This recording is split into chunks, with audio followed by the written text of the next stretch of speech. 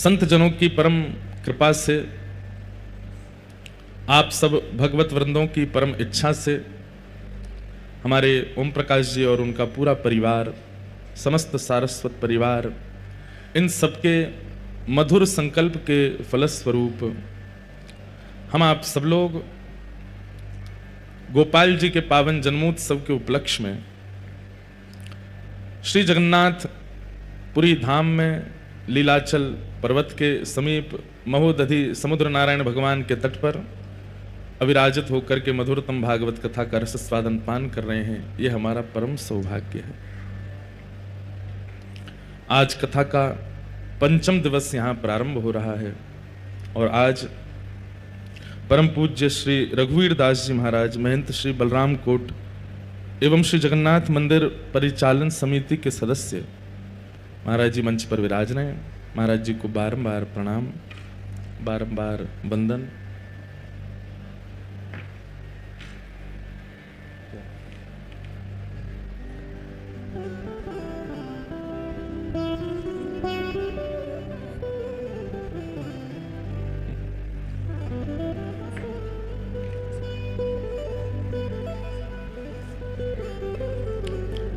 और अभी अभी हमारे श्री वैष्णव परंपरा के पूज्य महाराज जी उत्तर पारस मठ के श्री नारायण स्वामी जी महाराज भी अभी अभी पधारे हैं। महाराज जी को भी बारंबार प्रणाम।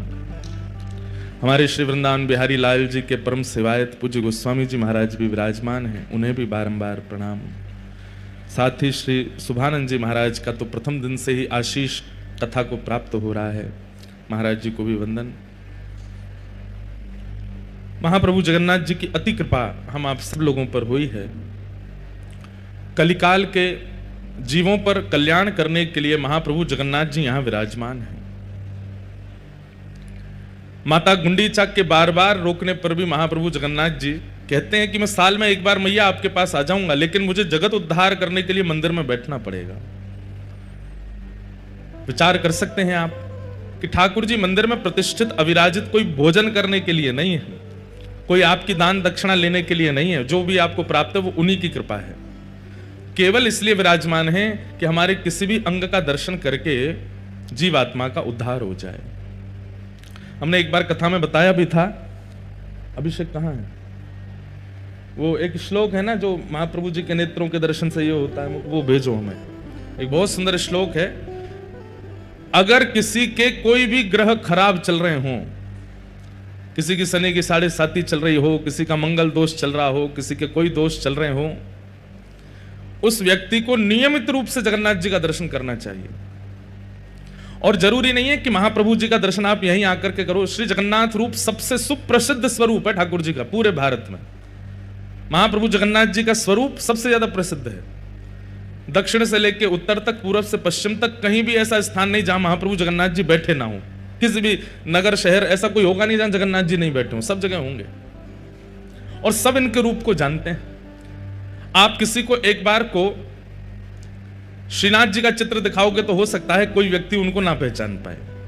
हो सकता है कि हमारे वृंदावन राधा रमन लाल जी, राधा वल्लभ जी, बिहारी जी का चित्र दिखाने पर भी हो सकता है वो व्यक्ति ये तो पहचान जाएगा ठाकुर जी हैं, वृंदावन के होंगे, पर कौन से हैं हो सकता है दक्षिण में, अब आंध्र प्रदेश में, नॉर्थ ईस्ट में, अरुणाचल प्रदेश आदि तरफ चले जाओ, वहां के लोग शायद इतना नहीं जानते होंगे, पर जगन्नाथ जी का रूप आप दिखा दो सब पहचान जाएंगे। कौन है? बोले जगन्नाथ जी हैं, महाप्रभु जगन्नाथ हैं, सब जानते हैं।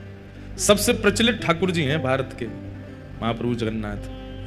तो आप दुनिया के किसी कोने में रहते हैं, आपका कोई भी ग्रह नक्षत्र खराब चल रहा हो, महाप्रभु जगन्नाथ जी का दर्शन करना नित्य प्रारंभ कर दीजिए।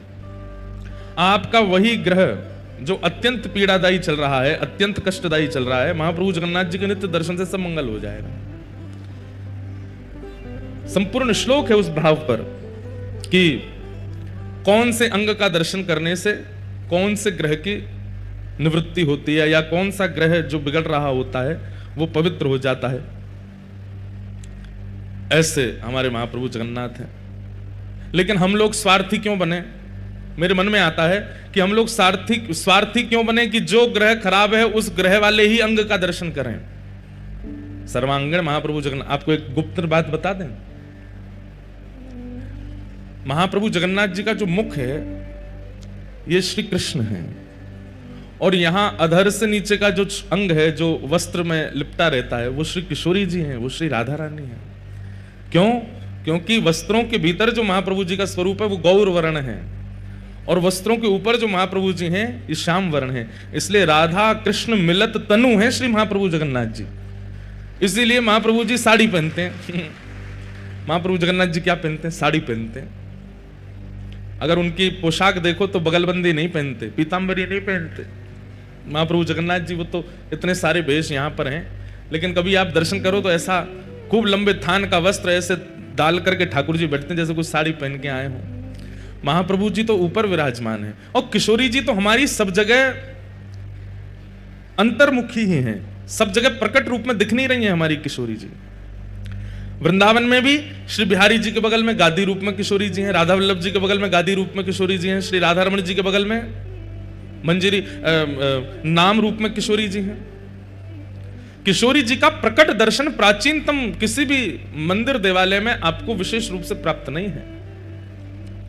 सब जगह किशोरी जी अंतर्मुखी हैं, घूंघट करके बैठी हैं। यहां किशोरी जी कहां है? तो जगन्नाथ महाप्रभु के मुख के नीचे का जो भाग है बिल्कुल गौर वर्ण है, वही श्री किशोरी जी हैं, वही श्री राधा रानी है। सब लोग इधर देखो, हमारे ब्रज में तो किशोरी जी ने गिरिराज जी उठाए हैं, यहां तो जगन्नाथ जी किशोरी जी ने उठा रखे हैं। जगन्नाथ जी को मुखमंडल किशोरी जी ने धारण कर रखो सबको दर्शन देने के लिए। और एक बात और कहते हैं बंधुओं, महाप्रभु जगन्नाथ जी को गीत गोविंद इतना प्रिय क्यों है? इतना प्रिय गीत गोविंद है महाप्रभु जी को कि उस समय गीत गोविंद के बड़े नियम हैं, बहुत ध्यान से सुनिए सब लोग। जो भी कोई गीत गोविंद का एक सर्ग का भी पाठ करते हैं उनको बहुत ध्यान धरना चाहिए कि आप किस स्थान पर बैठकर के गीत गोविंद बोल रहे हैं। क्योंकि श्री नाभाजी महाराज भक्तमाल जी में कहते हैं, ता सुनवे राधा रमण अवश्य पधारे। गीत गोविंद सुनने के लिए ठाकुर जी अवश्य आते हैं, और महाप्रभु जगन्नाथ जी की तो प्रसिद्धि है कि गीत गोविंद कहीं गाया जाता है किसी भी रूप में सही, महाप्रभु जी वहां आ जाते हैं। तो व्यक्ति को विचार करना चाहिए कि वह गीत गोविंद का पाठ स्थान, समय, परिस्थिति सब देख करके कहे कि अगर मैं यहां गीत गोविंद का पाठ करूंगा तो कहीं जगन्नाथ जी को आने में कष्ट तो नहीं होगा। अब आप गाड़ी चला रहे हैं और गाड़ी चल रही है आपकी 100 की स्पीड पे और आप गीत गोविंद गा रहे हो, तो गीत गोविंद गा तो आप रहे हो, लेकिन 100 की रफ्तार में जब गाड़ी चला रहे हो ठाकुर जी को कितनी तेज भाग करके आना पड़ेगा आपके पास, वो श्रमित ना हो जाए। उनको कष्ट नहीं होगा, लेकिन हमको विचार करना चाहिए। आप किसी ऐसे स्थान पर बैठे हैं जहां पवित्र नहीं है, शुद्धता नहीं है, बिल्कुल गंदगी पड़ी हुई है और आपके गीत गोविंद चल रहे हैं, तो महाप्रभु जी को वहां आना पड़ेगा, उसका विचार कीजिए। कभी भी गीत गोविंद कर सकते हैं, लेकिन थोड़ा प्रयास करके आसपास देख लीजिए कि महाप्रभु जगन्नाथ जी अगर आएंगे तो उनको कोई कष्ट तो नहीं होगा, तभी गीत गोविंद गाइए। अगर आप गा देते हैं तो उसमें पाप कोई नहीं है, लेकिन एक प्रेमी का स्वभाव होता है कि वो अपने प्रियतम को कष्ट नहीं देना चाहता, महाप्रभु जगन्नाथ जी को कहीं कष्ट ना हो जाए। इसलिए चलते फिरते, उठते बैठते, खाते पीते, हंसते सोते जागते समय करने में कोई अपराध नहीं, पर करना नहीं चाहिए, क्योंकि महाप्रभु जी को फिर श्रमित होना पड़ता है।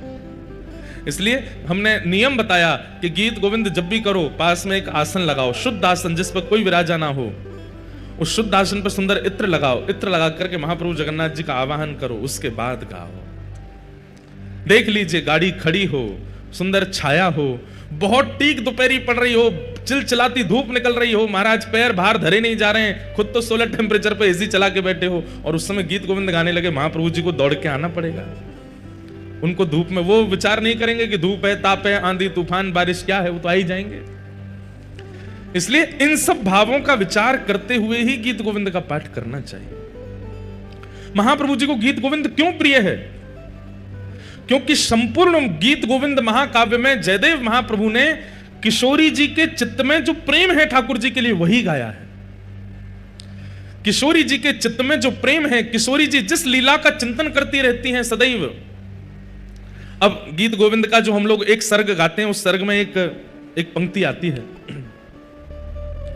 कालिया विषधारा गर्जन जनरंजन जनरंजन।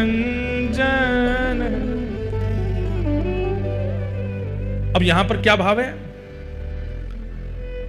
कि जब कालिया नाग के फण पर ठाकुर जी नृत्य कर रहे हैं, उस समय जन का रंजन हो रहा है, सब लोगों को सुख मिल रहा है। बहुत ध्यान से सुनिएगा, गीत गोविंद की एक एक पंक्ति उसमें एक लीला छुपी है। पर आचार्यों ने और गुरुजनों ने हमसे मना किया है कि गीत गोविंद का ज्यादा प्रवचन मत कीजिएगा। क्यों? क्योंकि गीत गोविंद में ऐसी अंतरंग अंतरंग बातें हैं कि उन बातों को सबको सुनाने का अधिकार नहीं है। इसलिए गीत गोविंद कथा आपको सुनाने के लिए, कीर्तन आपको सुनाने के लिए, भजन आपको सुनाने के लिए, कवच आपको सुनाने के लिए, पर गीत गोविंद महाकाव्य केवल ठाकुर जी को सुनाने के लिए होता है। वो ठाकुर जी सुनते हैं, आप उसको समझ नहीं पाएंगे। अब गीत गोविंद में क्या कहते हैं? बोले जब कालिया नाग के ऊपर ठाकुर जी ने नृत्य किया, उस समय जन का रंजन हुआ। अब इसका सीधा अर्थ तो यह है कि ब्रजवासी यमुना जल पान नहीं कर पा रहे थे, गैया जमुना जल पी नहीं पा रही थी, इसलिए ठाकुर जी ने कालिया नाग को भगा करके समस्त ब्रजवासी जनों का रंजन किया, आनंद किया। लेकिन इसके पीछे गुप्त कथा क्या है?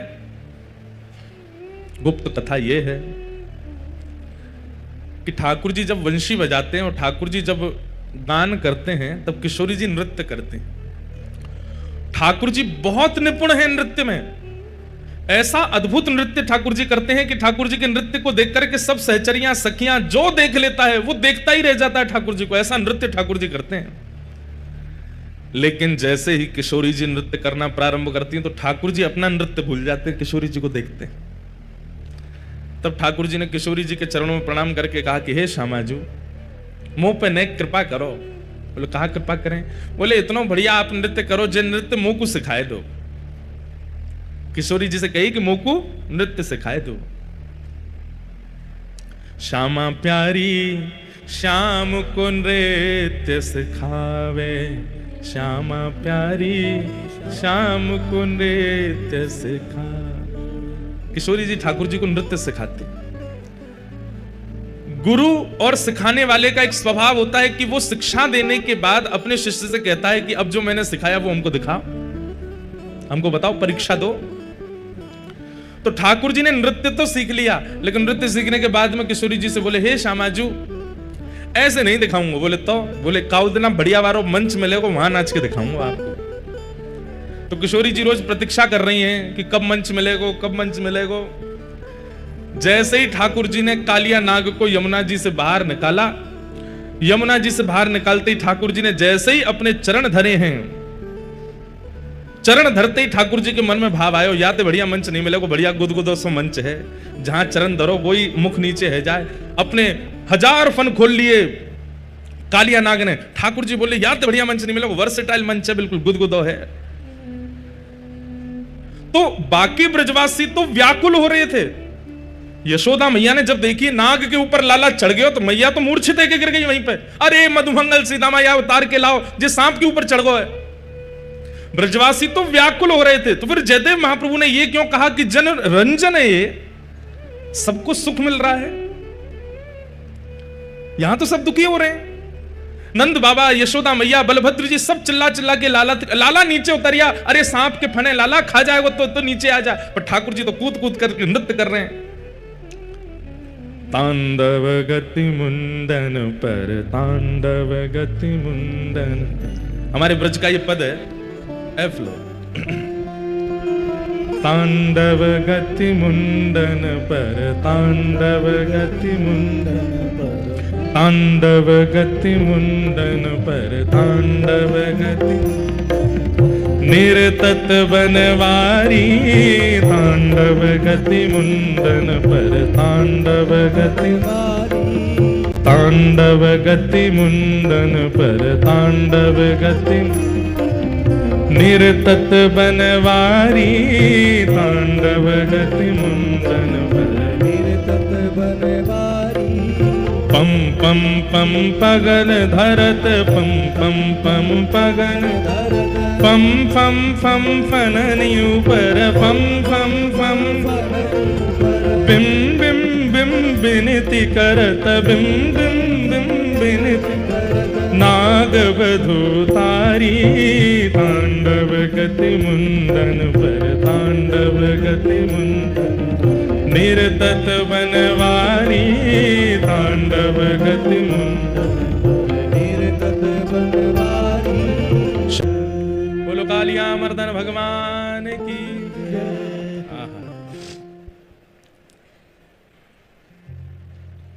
कालिया विषधर गंजन जन रंजन यदुकुल नलिन दिनेश जय जय देव हरे। तो ठाकुर जी कालिया नाग के ऊपर नृत्य कर रहे हैं। उस समय किसका जनरंजन हो रहा है? किशोरी जी का रंजन हो रहा है। और किशोरी जी पीछे खड़ी खड़ी मंद मंद मुस्कुरा रही हैं। आहा, ठाकुर जी ज्यों ज्यों चरण धरते हैं ब्रजवासियों के तो प्राण हलक में आ जाते हैं। ऐसी बड़ी जीवनकार है कालिया नाग।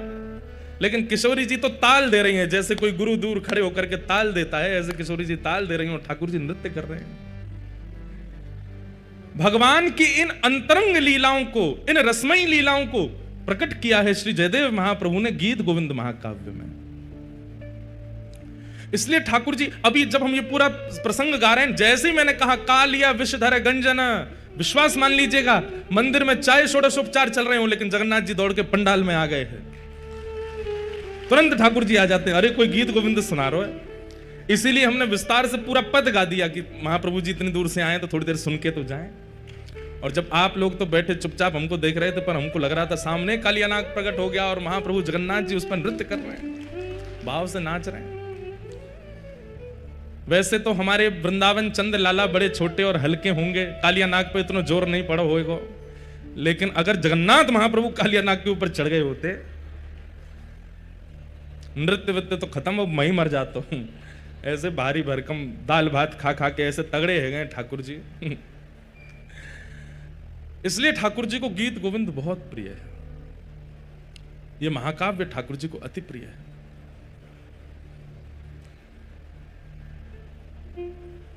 ऐसे महाप्रभु जगन्नाथ जी ये राधा कृष्ण मिलत तनु हैं। आपको पता है महाप्रभु जगन्नाथ जी ऐसी माला नहीं पहनते। ऐसी माला मतलब जिन मालाओं में गांठ लगी हो, जो ऐसे गोल हो, पूरी जोड़ हो, एक ही हो, ऐसी माला महाप्रभु जगन्नाथ जी नहीं पहनते। कैसी पहनते हैं?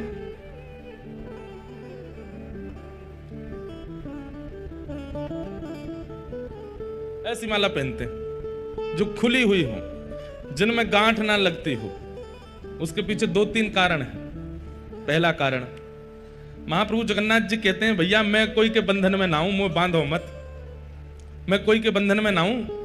इसलिए ठाकुर जी गांठ की माला नहीं पहनते, खुली माला पहनते हैं। और इसका सबसे उचित और सबसे विशेष कारण महाप्रभु जगन्नाथ जी कहते हैं, बोले भैया मेरे भक्त मोकू पुकारें, मेरे भक्त मोकू बुलावें, और कहीं गीत गोविंद को पाठ चल रहे होगो और कहीं मैंने गांठ की माला पहनी और मुंह दौड़वे में कहीं ये इरज गई, कहीं रुक गई, कहीं मुंह को रोक लियो तो मुंह को पहुंचे में विलंब हो जाएगा।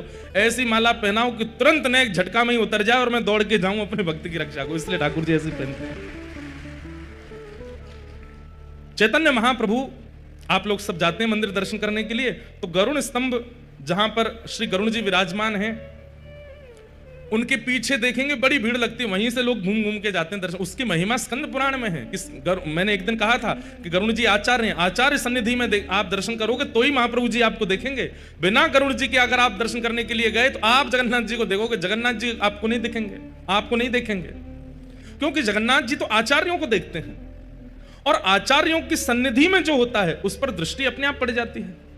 भाई इत्र किसी ने लगा रखा है, आप उसके गले लग जाओ तो थोड़ी सुगंधी आप में भी आ जाएगी ना। आचार्य जन, गुरुजन, ये सब तो इत्र लगा करके आए हैं, इनकी सुगंधी तो सबको सुगंधित करती है। पर कई बार इत्र लगाए व्यक्ति के साथ चल रहा होता है ना व्यक्ति, तो हम लोगों को भ्रम हो जाता है, पता नहीं दोनों में से किसने इत्र लगाया। हो सकता है साथ वाले ने इत्र लगाया हो। तो भक्ति की महक तो आ रही आचार्यों से, पर आचार्य की उंगली पकड़ के जब हम चलते हैं तो ठाकुर जी को भ्रांति हो जाती है कि महक आचार्य में तैयार रही है कि संगवारी में तैयार रही है, और इस कारण से आचार्य चरण की वजह से हम पर दृष्टि पड़ जाती है महाप्रभु जी की। गरुण जी आचार्य हैं, उनके पीछे जाकर के जब आप महाप्रभु जी को देखो, भले ही महाप्रभु जी का एक कोना दिखे, एक नेत्र ही दिखे, आप भीतर जाके सर्वांगीण जगन्नाथ जी का दर्शन कर लोगे, उसका इतना महत्व नहीं है जितना गरुण जी के पास खड़े होकर के एक छोड़ को देखने का महत्व है। एक अंग ही दिख जाए महाप्रभु जी, तो वहां गरुण स्तंभ श्री चैतन्य महाप्रभु अपने जीवन काल में 2 बार भीतर गए हैं बस। बहुत ध्यान से सुनिएगा। श्री चैतन्य महाप्रभु अपने संपूर्ण जीवन काल में 2 बार जगन्नाथ भगवान के समीप गए हैं। एक बार जब पहली बार आए थे, जब पहली बार मायापुर नदिया ग्राम से श्री चैतन्य महाप्रभु यहां पधारे, तो जहां से नील चक्र दिखना प्रारंभ हुआ वहीं से ही चैतन्य महाप्रभु दोनों भुजा उठा करके दौड़ने लगे। और इतनी द्रुत गति से दौड़े कि महाराज खूब प्रयास किया लोगों ने रोकने का, लेकिन नहीं रोक पाए। सिंह द्वार से प्रवेश किया, सिड्डियां ऐसे लांग रहे थे जैसे मानो कितनी इनके बड़े बड़े चरण हो, 4-4 सिड्डियां एक साथ चढ़ रहे थे। और ऐसी द्रुत गति में परिक्रमा लगा करके दौड़ करके आए और भीतर प्रवेश किया। गरुड़ स्तंभ के पीछे से दौड़ते हुए एक दौड़ी पार, दूसरी दौड़ी पार, तीसरी दौड़ी पार, चौथी दौड़ी में भीतर प्रवेश करके महाप्रभु जगन्नाथ जी को अंग से लगा लिया। पुजारी लोग दौड़े, अरे अरे अरे चिल्ला रहे थे सब लोग। यहां पे जब आप लोग भीतर दर्शन करने गए एक आध दिन, भीतर मतलब गर्भगृह में तो नहीं जाना चाहिए, चाहे कोई ले भी जाए तो भी नहीं जाना चाहिए। पहले तो गर्भगृह के दर्शन होते थे, हमने किए हैं गर्भगृह में अंदर जाके, महाप्रभु जगन्नाथ जी को स्पर्श भी किया है। लेकिन हमारे पुरी शंकराचार्य भगवान की आज्ञा कि भाई गर्भगृह में जीवित शालिग्राम है, अगर कोई सामान्य अंदर प्रवेश करेगा तो श्री शालिग्राम भगवान पर चरण रखने का उसको अपराध लगेगा। इसलिए केवल सेवायतों को अधिकार है, वो जा सकते हैं, बाकी किसी को नहीं जाना चाहिए। लेकिन चैतन्य महाप्रभु सीधे दौड़ करके गए और महाप्रभु जगन्नाथ जी को अपने अंक से लगा करके वहीं मूर्छित होकर गिर पड़े। तो जब आप लोग भीतर जाते हैं तब देखा होगा यहाँ के जो सेवायत कर्मी होते हैं वो कैसे चिल्लाते हैं, ए, जोर से चिल्लाएंगे, हाथ में लिए जोर जोर से मारेंगे डंडाओं को, उनको लगेगा कि हम ही पिटने वाले हैं कद देर में। ऐसे चैतन्य महाप्रभु जब भीतर चले गए सब चिल्लाए, अरे अरे कौन आया कौन आया कौन आया। सब लोगों ने देखा तो भावावेश में पड़े हैं, नेत्रों से अश्रु नहीं सर्वांगण अंग से अश्रुपात हो रहे थे। सब लोग उनको उठाने लगे, तभी वहां पर सार्वभौम भट्टाचार्य जी खड़े थे। उन्होंने कहा रुको रुको रुको, स्पर्श मत करो, देख नहीं रहे हो प्रेम के अष्ट लक्षण इनके अंग में से प्रकट हो रहे हैं, शरीर कांप रहा है, आंखों से अश्रुपात हो रहे हैं, इनकी आत्मा इनमें है पर इनका ध्यान यहां नहीं है, इनके नेत्र ऊपर की ओर चढ़ गए हैं, ये प्रेम की अवस्था में पहुंच गए, आप इनको कैसे उठा सकते हैं। तब महाप्रभु भीतर गए। उसके बाद फिर सार्वभौम भट्टाचार्य जी अपने घर ले गए, सब उनके सेवक गण आ गए। उसके बाद महाप्रभु जी ने सदा गरुड़ स्तंभ के पीछे से ही दर्शन किया। आज भी वहां 3 उंगली दीवार पर बनी हुई है महाप्रभु जी की, आज भी महाप्रभु जी की 3 उंगलियां अंकित हैं गरुड़ स्तंभ के पीछे की दीवार पर। और दूसरी बार गर्भगृह में प्रवेश किया अपने लीला संवरण के समय। श्री चैतन्य महाप्रभु जब अपनी लीला विश्राम कर रहे हैं, उस दिन चैतन्य महाप्रभु दौड़ करके गए और भीतर जाकर के सब पीछे पीछे दौड़ रहे हैं, कोई देख नहीं पाया, दौड़ करके गए गरुड़ स्तंभ के पीछे से होकर के धौरी पार 1 2 3 4 5। और जैसे ही महाप्रभु जगन्नाथ जी के गर्भगृह में प्रवेश हुए, महाप्रभु जगन्नाथ जी का जाकर के गाढ़ आलिंगन किया। महाप्रभु जी ने तुरंत दोनों दरवाजे बंद कर दिए मुख्य, और जब खोल करके भीतर देखा तो श्री चैतन्य महाप्रभु जगन्नाथ जी में विलीन हो गए, महाप्रभु जी में विराज के। इन 2 बारों के अलावा महाप्रभु जगन्नाथ जी का दर्शन स्वयं चैतन्य महाप्रभु जी ने भी भीतर जाके नहीं किया, दूर से ही करते थे। बाकी सब जगह तो हमारा भी मन होता है कि पुजारी लोग हमको भीतर ले जाए खींच के, लेकिन पता नहीं जगन्नाथ जी में ऐसी इच्छा होती है। खूब हमारे सब मित्र हैं, सब हमारे सेवायत ले जाते हैं कहीं ना कहीं से, लेकिन मन होता है कि पीछे से ही दर्शन करें, जहां से हमारे आचार्यों ने किए वहीं से ही दर्शन करें महाप्रभु जी का। तो श्री चैतन्य महाप्रभु गरुड़ स्तंभ के पीछे खड़े होकर के वो कैसे दर्शन करते थे, ध्यान से सुनो। अब भीड़ तो बहुत होती है, आप लोगों को भी लगता होगा किसी के कंधा पे चढ़ जाए, कोई स्टूल दे दे, नेक तो दिख जाए जगन्नाथ जी।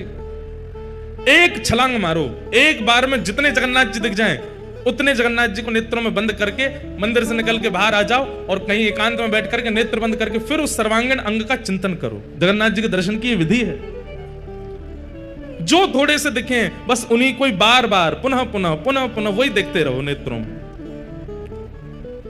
और चैतन्य महाप्रभु क्या करते थे, उस छवि को नेत्रों में धारण करके फिर मानसी सेवा करते थे जगन्नाथ जी की। कैसी सेवा, आओ जगन्नाथ जी आपके लिए मैं सुंदर मलाई लाया हूं, लो मेरे हाथ से पाओ। आहा, महाप्रभु जगन्नाथ जी मुख खोल करके पा रहे हैं, महाप्रभु जगन्नाथ जी को आसन लगाया है, उस पर बैठाया है, कुछ चर्चा कर रहे हैं, महाप्रभु जी उसका उत्तर दे रहे हैं, कभी आरती करते हैं, कभी नैवेद्य पधराते हैं, कभी बलैया लेते हैं, कभी कुछ करते हैं। तो चैतन्य महाप्रभु बंगाल से आए थे, उनको पता तो उनको सब था, लेकिन लीला करनी थी। तो ऐसी ही गांठ की माला बना करके जैसे ही महाप्रभु जी को पधराई, माला टूट के अपने आप गिर गए मानसी में। चैतन्य महाप्रभु बोले ये माला क्यों गिर गई?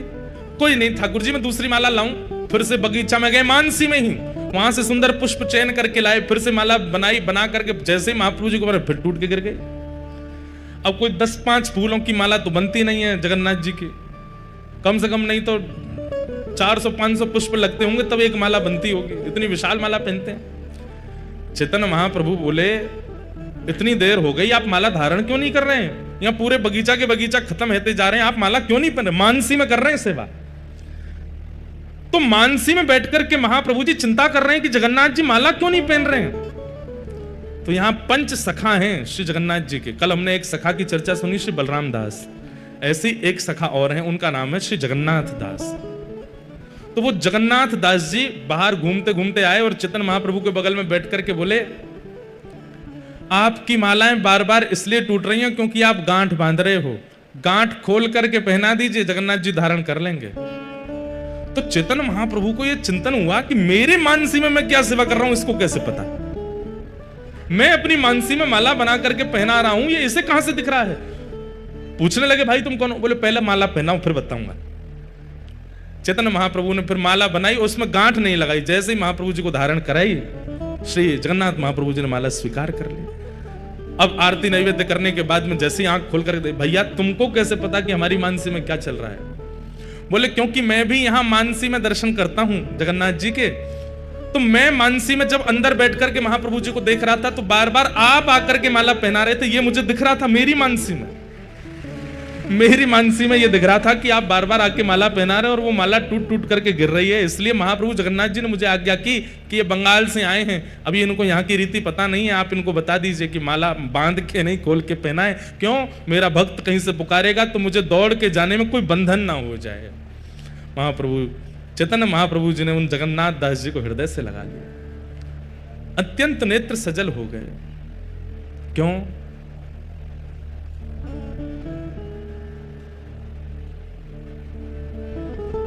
जो हरि को प्रिय है वो हमें अतिशय प्रिय हो जाए तो हरि के भी हम प्रिय हो जाते हैं। समझ में आई बात? जो ठाकुर जी को प्रिय हैं वो अगर हमारे प्रेमी बन जाएं तो उनके नाते से ठाकुर जी के हम प्रेमी बन जाएंगे। चैतन्य महाप्रभु ने उनको हृदय से लगा लिया। बोले जय हो जगन्नाथ दास जी, आप तो इतने अत्यंत प्रिय हैं श्री जगन्नाथ जी के, आपको सब पता है उनकी मानसी में क्या सेवा होती है, क्या होता है। आप मेरे हृदय में झांक करके देख लेते हैं, मैं आपको प्रणाम करता हूं। तो महाप्रभु जगन्नाथ जी ने, महाप्रभु चैतन्य महाप्रभु ने सदैव जगन्नाथ महाप्रभु का दर्शन गरुड़ स्तंभ के पीछे से ही किया, वहीं से दर्शन करना चाहिए। लेकिन जो शास्त्रों में आज्ञा है कि महाप्रभु जी का दर्शन करने से कौन कौन से ग्रह नक्षत्र ठीक होते हैं, ध्यान से सुनो। भास्करो दक्षिण नेत्रम वाम नेत्रम बधूपमन मंगल नाशिका क्षेत्रम बुद्ध अधरमेव च बृहस्पति तिलकम च स्वर्णमंडितम शुक्र चतुष्कृणः पुत्र शनि सर्वांगवेस्ता राहु किरीट रूपम च मकराकृतरेव च कस्तुष्व भुजंगाकारं कुंडली नागरूपक एवं च नवसमाहार ग्रहरूपी दनार्दनम। दाएं आंख में सूर्य का निवास है। श्री जगन्नाथ महाप्रभु की दाहिना नेत्र जब आप देखते हैं तो आप साक्षात सूर्य का दर्शन कर रहे हैं। बाएं नेत्र में चंद्रमा का निवास है, ये दोनों सूर्य चंद्र है। जगन्नाथ महाप्रभु की जो नासिका है ये मंगल ग्रह है।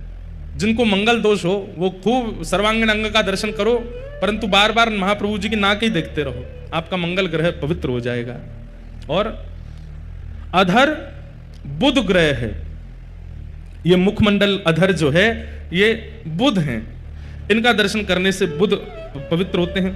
महाप्रभु जगन्नाथ जी का तिलक जो है ये गुरु बृहस्पति ग्रह हैं, ये बृहस्पति हैं। तिलक का दर्शन करने से बृहस्पति ग्रह मंगलकारी हो जाते हैं। महाप्रभु जगन्नाथ जी के मुख के जो चारों कोने हैं, दो इधर और दो इधर, ये कोने जो हैं, मुख के चारों कोण जो हैं वो शुक्र ग्रह हैं, उनका दर्शन करने से शुक्र ग्रह पवित्र हो जाता है। महाप्रभु जगन्नाथ जी का जो संपूर्ण काला वर्ण है, जो कृष्ण कांति दिखती है नेत्रों के बीच में और यहां मुखमंडल के ऊपर, ये काली कांति जो है ये शनि ग्रह है। जिनको शनि की 7.5 चलती हो वो महाप्रभु जगन्नाथ जी के उस काले वर्ण का ही दर्शन करते रहे। महाप्रभु जगन्नाथ जी का जो स्वर्ण किरीट मस्तक पर लगाया जाता है यहां पर, वह राहु ग्रह है, उसको दर्शन करने से राहु की दशा मंगलमयी हो जाती है। मुख के नीचे का संपूर्ण जो श्री विग्रह जिन्हें किशोरी जी का रूप माना जाता है, उनका दर्शन करने से केतु ग्रह पवित्र होते हैं। ऐसे महाप्रभु जगन्नाथ जी के सर्वांगीण अंग का यदि कोई व्यक्ति नित्य दर्शन करता है, उसके कोई भी ग्रह हानिकारक नहीं होंगे, सब मंगलकारक हो जाएंगे। ऐसे महाप्रभु जगन्नाथ जी का स्वरूप।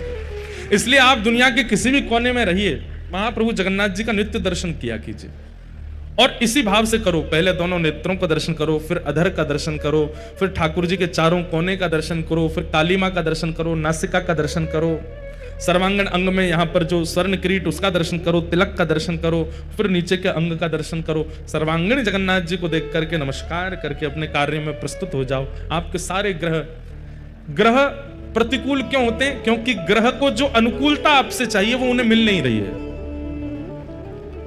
जैसे शनि की 7.5 बुरी नहीं होती, कई लोगों की शनि की 7.5 होती है, वो उन 7 सालों में ही चरम स्थिति को प्राप्त कर लेते हैं, यदि उनके काम अच्छे होंगे तो। ग्रह का प्रसन्न होना बहुत आवश्यक है और इन ग्रहों को प्रसन्नता मिलती है जब महाप्रभु जगन्नाथ जी का सर्वांगीण अंग का व्यक्ति दर्शन कर लेता है। ग्रह सब अनुकूल हो जाते हैं। ग्रह कहते हैं भैया इसको काय को परेशान करें, काय को दुखी करें, छोड़ो या को, ये जगन्नाथ जी को है, या सब मंगल मंगल करो। तो ऐसे महाप्रभु जगन्नाथ जी हैं, उन्हें हम बारंबार प्रणाम करते हैं। बोलो महाप्रभु जगन्नाथ की। नंदस्त्वात्मज उत्पन्ने जाता ह्लादो महामना, आहूय विप्रान् वेद ज्ञान स्नातः सुचिरलंकृतः, वाचयित्वा स्वस्तेनं जात कर्मात्मजस्य वै, कारयामास विधिवत् पितृदेवार्चनं तथा। नंद बाबा के लाला भयो है। कल तो कितने आनंद आए भैया। जो लोग आज आए हैं कल नहीं आए थे, अब हम उनको क्या बताएं कि कल उन्होंने क्या गवा दिया। कल इतना सुख महाप्रभु जगन्नाथ जी ने कराया, अनुकूल वातावरण हो गया, मंदम मंदम जलधारा आकाश से गिर रही थी, यहाँ दधी काना मचा था। अब तो हमारी प्रसिद्धि हो गई, हर कथा में यजमान कहते हैं दधी काना करो। मैंने कि भैया सब जगह नहीं होता है, जहां पे हमको सुख मिलता है हम वहीं करते हैं, जहां पे हमारे लाल जी का मन होता है वहीं होता है। मन था। और वैसे एक बात बोलें, जितने भी हमारे उड़ीसा के वैष्णव जन यहाँ कथा में आ रहे हैं, कौन कौन है जो उड़ीसा से कथा में पधारे? हाथ ऊपर करो। देखो कितने सबरे उड़ियावासी हैं। आप सब लोगों के लिए हम एक और खबर सुना दें। आगामी वर्ष की स्नान पूर्णिमा पर हम पुनः कथा करने के लिए जगन्नाथपुरी आ रहे हैं और स्नान पूर्णिमा से एक दिन पहले कथा विश्राम होगी।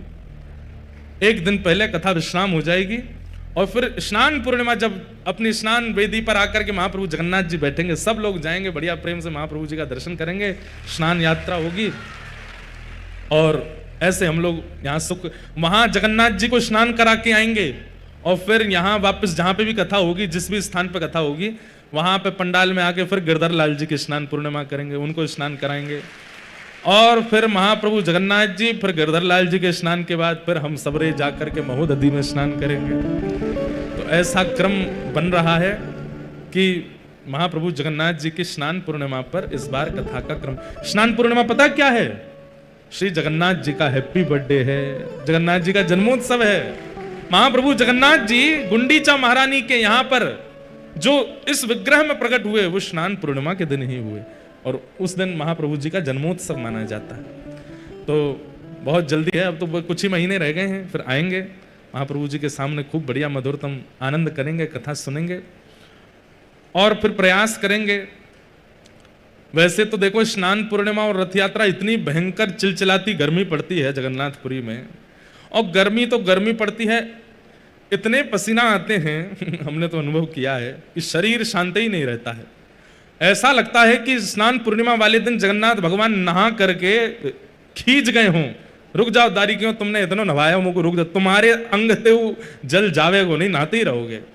ऐसी गर्मी जगन्नाथपुरी में पड़ती है कि नहाते ही रहते हैं यहाँ पे। लेकिन एक बार स्नान पूर्णिमा पे कर जाएंगे और फिर उसके अगले साल, या वैसे तो 28 तक सब कथाओं का क्रम है, लेकिन बहुत जल्दी फिर रथ यात्रा पर भी कथा करेंगे। पूरी रथ यात्रा में यहां विराजें और कथा का समय रखेंगे रात्रि 10 बजे से 2 बजे तक क्यों? पूरे दिन तो रथ यात्रा में रहेंगे, सोने का काम नहीं है, निद्रा हम लोगों से बहुत दूर रहती है पूरे दिन रथ यात्रा करेंगे, रात में कथा सुनेंगे, और 1 घंटा 2 घंटा जितना सत्संग हो जाए अच्छा है। उस दिन सब बस बातें ही किया करेंगे, आज रथ यात्रा में क्या अनुभव किया, आज महाप्रभु जी क्या कर रहे थे, आज जगन्नाथ जी का कैसा भाव था। ऐसे हमारे जगन्नाथ महाप्रभु के चरणों में पुनः स्नान पूर्णिमा पर आएंगे। अभी से आप सब लोग अपनी तैयारी कर लीजिएगा, खूब प्रेम और भाव से महाप्रभु जी को फिर कथा सुनाने के लिए आएंगे। नंद बाबा के लाला भयो, सब ब्रजवासी आनंद में भर गए, और आनंद में भर करके नंद रानी यशोदा को बधाई दे रहे हैं, मैया यह धन धर्म ही ते पायो, नीके राख यशोदा मैया नारायण घर आयो। अरे मैया तेरे घर साक्षात नारायण आए हैं, या को नीके राख, नीके मतलब संभाल के रख मैया। ठाकुर जी जैसे ही 6 दिना के भय पूतना आई, भगवान ने पूतना के पयोधर का पान करके पूतना का मर्दन कर दिया। बंधुओं अभी खरगोन में कथा चल रही थी, इतना सुंदर भाव आया। हमारे पूज्य नाना जी बताते कि पूतना मर्दन से सब लोगों के चित्त में एक भावना तो आ गई कि बताओ जन्म लेते ही 6 दिना में राक्षसी आ गई, पर वास्तविकता में पूतना माध्यम बनाई थी ठाकुर जी ने। क्यों? अब सुनो, लाला प्रकट भये और इतने सुंदर हैं, इतने सुंदर हैं, ऐसा लगता है कि कोई कपड़ा में लपेट करके नील मणि लेकर के यशोदा मैया घूम रही है, नीली नीली कांति प्रकट होती है ठाकुर जी में से। कहां तक कहें नंद बाबा को भी हाथ पांव जोड़ने पड़ते हैं, यशोदा मैया तब नेक मुख दिखावें, छुपा के रखती है, मैं लाला को नहीं दिखाऊंगी। सब ब्रजवासी बाहर चिल्ला रहे हैं, रो रहे हैं, मैया हमको दर्शन करा दे, लाला एक बार तो दिखाई दे कैसो है। तो मैया अटारी पे गई, और अटारी पे जैसे ही लाला को लेकर के आई, महाराज ब्रजवासी बावड़े है गए, बोले मैया जल्दी वस्त्र हटाए दे, लाला को ऐसे करके दिखाई दे। तब मैया ने नेक वस्त्र हटा के केवल ठाकुर जी के चरण दिखाए, मुख तब भी नहीं दिखाया। चरण देख करके जैसे ही छिपा करके मैया भीतर ले गई, ब्रजवासियों को तो ऐसा लगा अत्यंत प्यास में केवल 4 बूंद पानी पिलाई करके पानी हमसे छीन लियो। अब तो और व्याकुल हो गए, ब्रजवासी गा भी रहे, नाच भी रहे और रो भी रहे। क्यों? मैया दर्शन नहीं करा रही लाला को। क्यों? यशोदा मैया कह रही है इतनो प्यारो, इतनो सुंदर, इतनो मधुर है मेरो लाला, मैं कोई को नहीं दिखाऊंगी, नजर लग जाएगी मेरे लाला को। लेकिन फिर भी हर जगह वीवीआईपी लोग होते ही हैं, वो कहीं ना कहीं से जैक लगा करके भीतर पहुंचे ही जाते हैं। नंद बाबा के उस काल में भी कुछ लोग चले गए भीतर, और कुछ लोग नहीं, बहुत लोग चले गए जो लाला का दर्शन कर आए। अब लाला का दर्शन करके बाहर आने वाले लोग, अब जिनको दर्शन नहीं हुआ वो उनको चिढ़ावे, अरे नेत्र तो लाला के ऐसे हैं, कान तो ऐसे हैं, नासिका तो ऐसी है, होठ तो ऐसे हैं, लाला की उंगलियां तो ऐसी हैं, पाम तो ऐसे हैं। तो जिनने दर्शन नहीं किए बेचारे और रो में, और सब रो रो करके यशोदा मैया कह रहे मैया हमें दर्शन कराए थे। चलो गोपी ग्वालों को तो कभी ना कभी ठाकुर जी दिखे ही जाएंगे। नंद बाबा ने एक व्यवस्था कर दी, भाई धीरे धीरे भीतर जाते जाओ, लाला के दर्शन करते जाओ। सबको दर्शन का सुख भी मिल गया, लेकिन उस समय व्याकुल हो गई कौन? नंद भवन की गैया। गौशाला में बैठी भाई गैया सब रुदन करने लगे, बोले ये मानव कितने निष्ठुर हैं, सबरे भीतर जाए जाए करके लाला को दर्शन कर रही हो, हम गैया हमारे सामने भूसा रखो, रोज सानी कर जामे, गैया बस भूसा खाती रहो, दूध देती रहो। अरे हम दर्शन करने लाला के, हम कैसे जामे? तो कहते हैं चौथे दिन में तो ब्रजवासियों को दर्शन लाभ मिल गया, तो 5वें दिन गैया रमाने लगी। गैया रम्मा रम्मा करके गोपाल जी से कहने लगी, लाला हमें दर्शन दो, हमें दर्शन दो, हमें दर्शन दो। ठाकुर जी बोले, अरे मेरी प्यारी गैया इतनी व्याकुल है रही है, इनको मैं दर्शन कैसे दूं? तभी ठाकुर जी को पता चली पूतना आ रही है। भगवान बोले, आ जा, यही को माध्यम बनाऊंगा। और 6वें दिन जैसे ही पूतना आई, सुंदरी बनकर के आई, भगवान को पयोधर पान कराने लगी, तो ठाकुर जी ने प्राणै समम रोष समन्वितो पिबत, जैसे ही पूतना के प्राण पीने शुरू किए, तो राक्षसों का एक स्वभाव होता है, वो कितना भी रूप बदलें, प्राण पीते ही वो अपने आकार और अपने स्वरूप में प्रकट हो जाते हैं। भगवान ने जैसे ही प्राण धीरे धीरे पीने शुरू किए, पूतना की सुंदरता चलती चली गई, उसका कद बढ़ता चला गया, इतना कद बढ़ गया कि नंद भवन में आ नहीं पा रही थी। तभी वो बाहर निकलने का मार्ग ढूंढने लगी, तभी पीछे के मार्ग से बाहर निकली, विशाल विकराल रूप धारण कर लिया पूतना ने। और जैसे ही विशाल पूतना बनी है, पयोधर पर ठाकुर जी लटके हैं, तो दूर दूर तक जितने लोगों ने ठाकुर जी का दर्शन नहीं किया था और गौशाला में बैठी गैयाओं ने दर्शन नहीं किया, सबने नेत्र उठा करके देखा और गोपाल जी के सबको दर्शन हो गए थे, सबको दर्शन हो गए। ठाकुर जी की प्रत्येक लीला में एक रहस्य छुपा है। पूतना मारना विशेष नहीं था। ठाकुर जी बोले, ऊंची सिड्डी चाहिए मुझको, कहां जाऊं? कोई ऊंची मंजिल वाली इमारत चाहिए जहां मैं सबन को दिख जाऊं। तो बोले, लग जाए, यही को बनाऊं। तो उसके प्राण पी करके इतनी विशाल कर दी पूतना कि ठाकुर जी उसके पयोधर पर लेटे हुए हैं और वहीं से गैया दर्शन कर रही है, नेत्रों से अश्रुपात कर रहे हैं। जितनों को ठाकुर जी के दर्शन हुए, सब ने ठाकुर जी देख लिए उस दिन। पूतना मरी। मरने के बाद जब सब ब्रजवासी गए, तो लाला को लेकर के सब ब्रजवासी के मन में आई कि लाला को नजर तो नहीं लग गई होगी? अरे मैया, तुम्हारे लाला को नजर लग गई होगी। बोले, कहां करें? कोई वैद्य के पास चलें, कोई ओझा के पास चलें। बोले, वैद्य ओझा के पास कहा जानो, हमारे ब्रजमंडल की सबसे बड़ी वैद्य तो गैया है, गैया के पास चलो। और गौशाला में उस दिन पहली बार श्री गोपाल जी का प्रवेश हुआ है। इसलिए ठाकुर जी का छठी उत्सव जो लोग मनाते हैं, उनसे हमारी प्रार्थना, घर में मत मनाओ, मंदिर में मत मनाओ, आंगन में मत मनाओ, गैया के गौशाला में जाके मनाओ, क्योंकि ठाकुर जी की छठी उत्सव गौशाला में मनी है। ठाकुर जी ने 6ठे दिन पहली बार गौशाला में प्रवेश किया, नंद भवन से और कहीं नहीं गए, गौशाला में गए।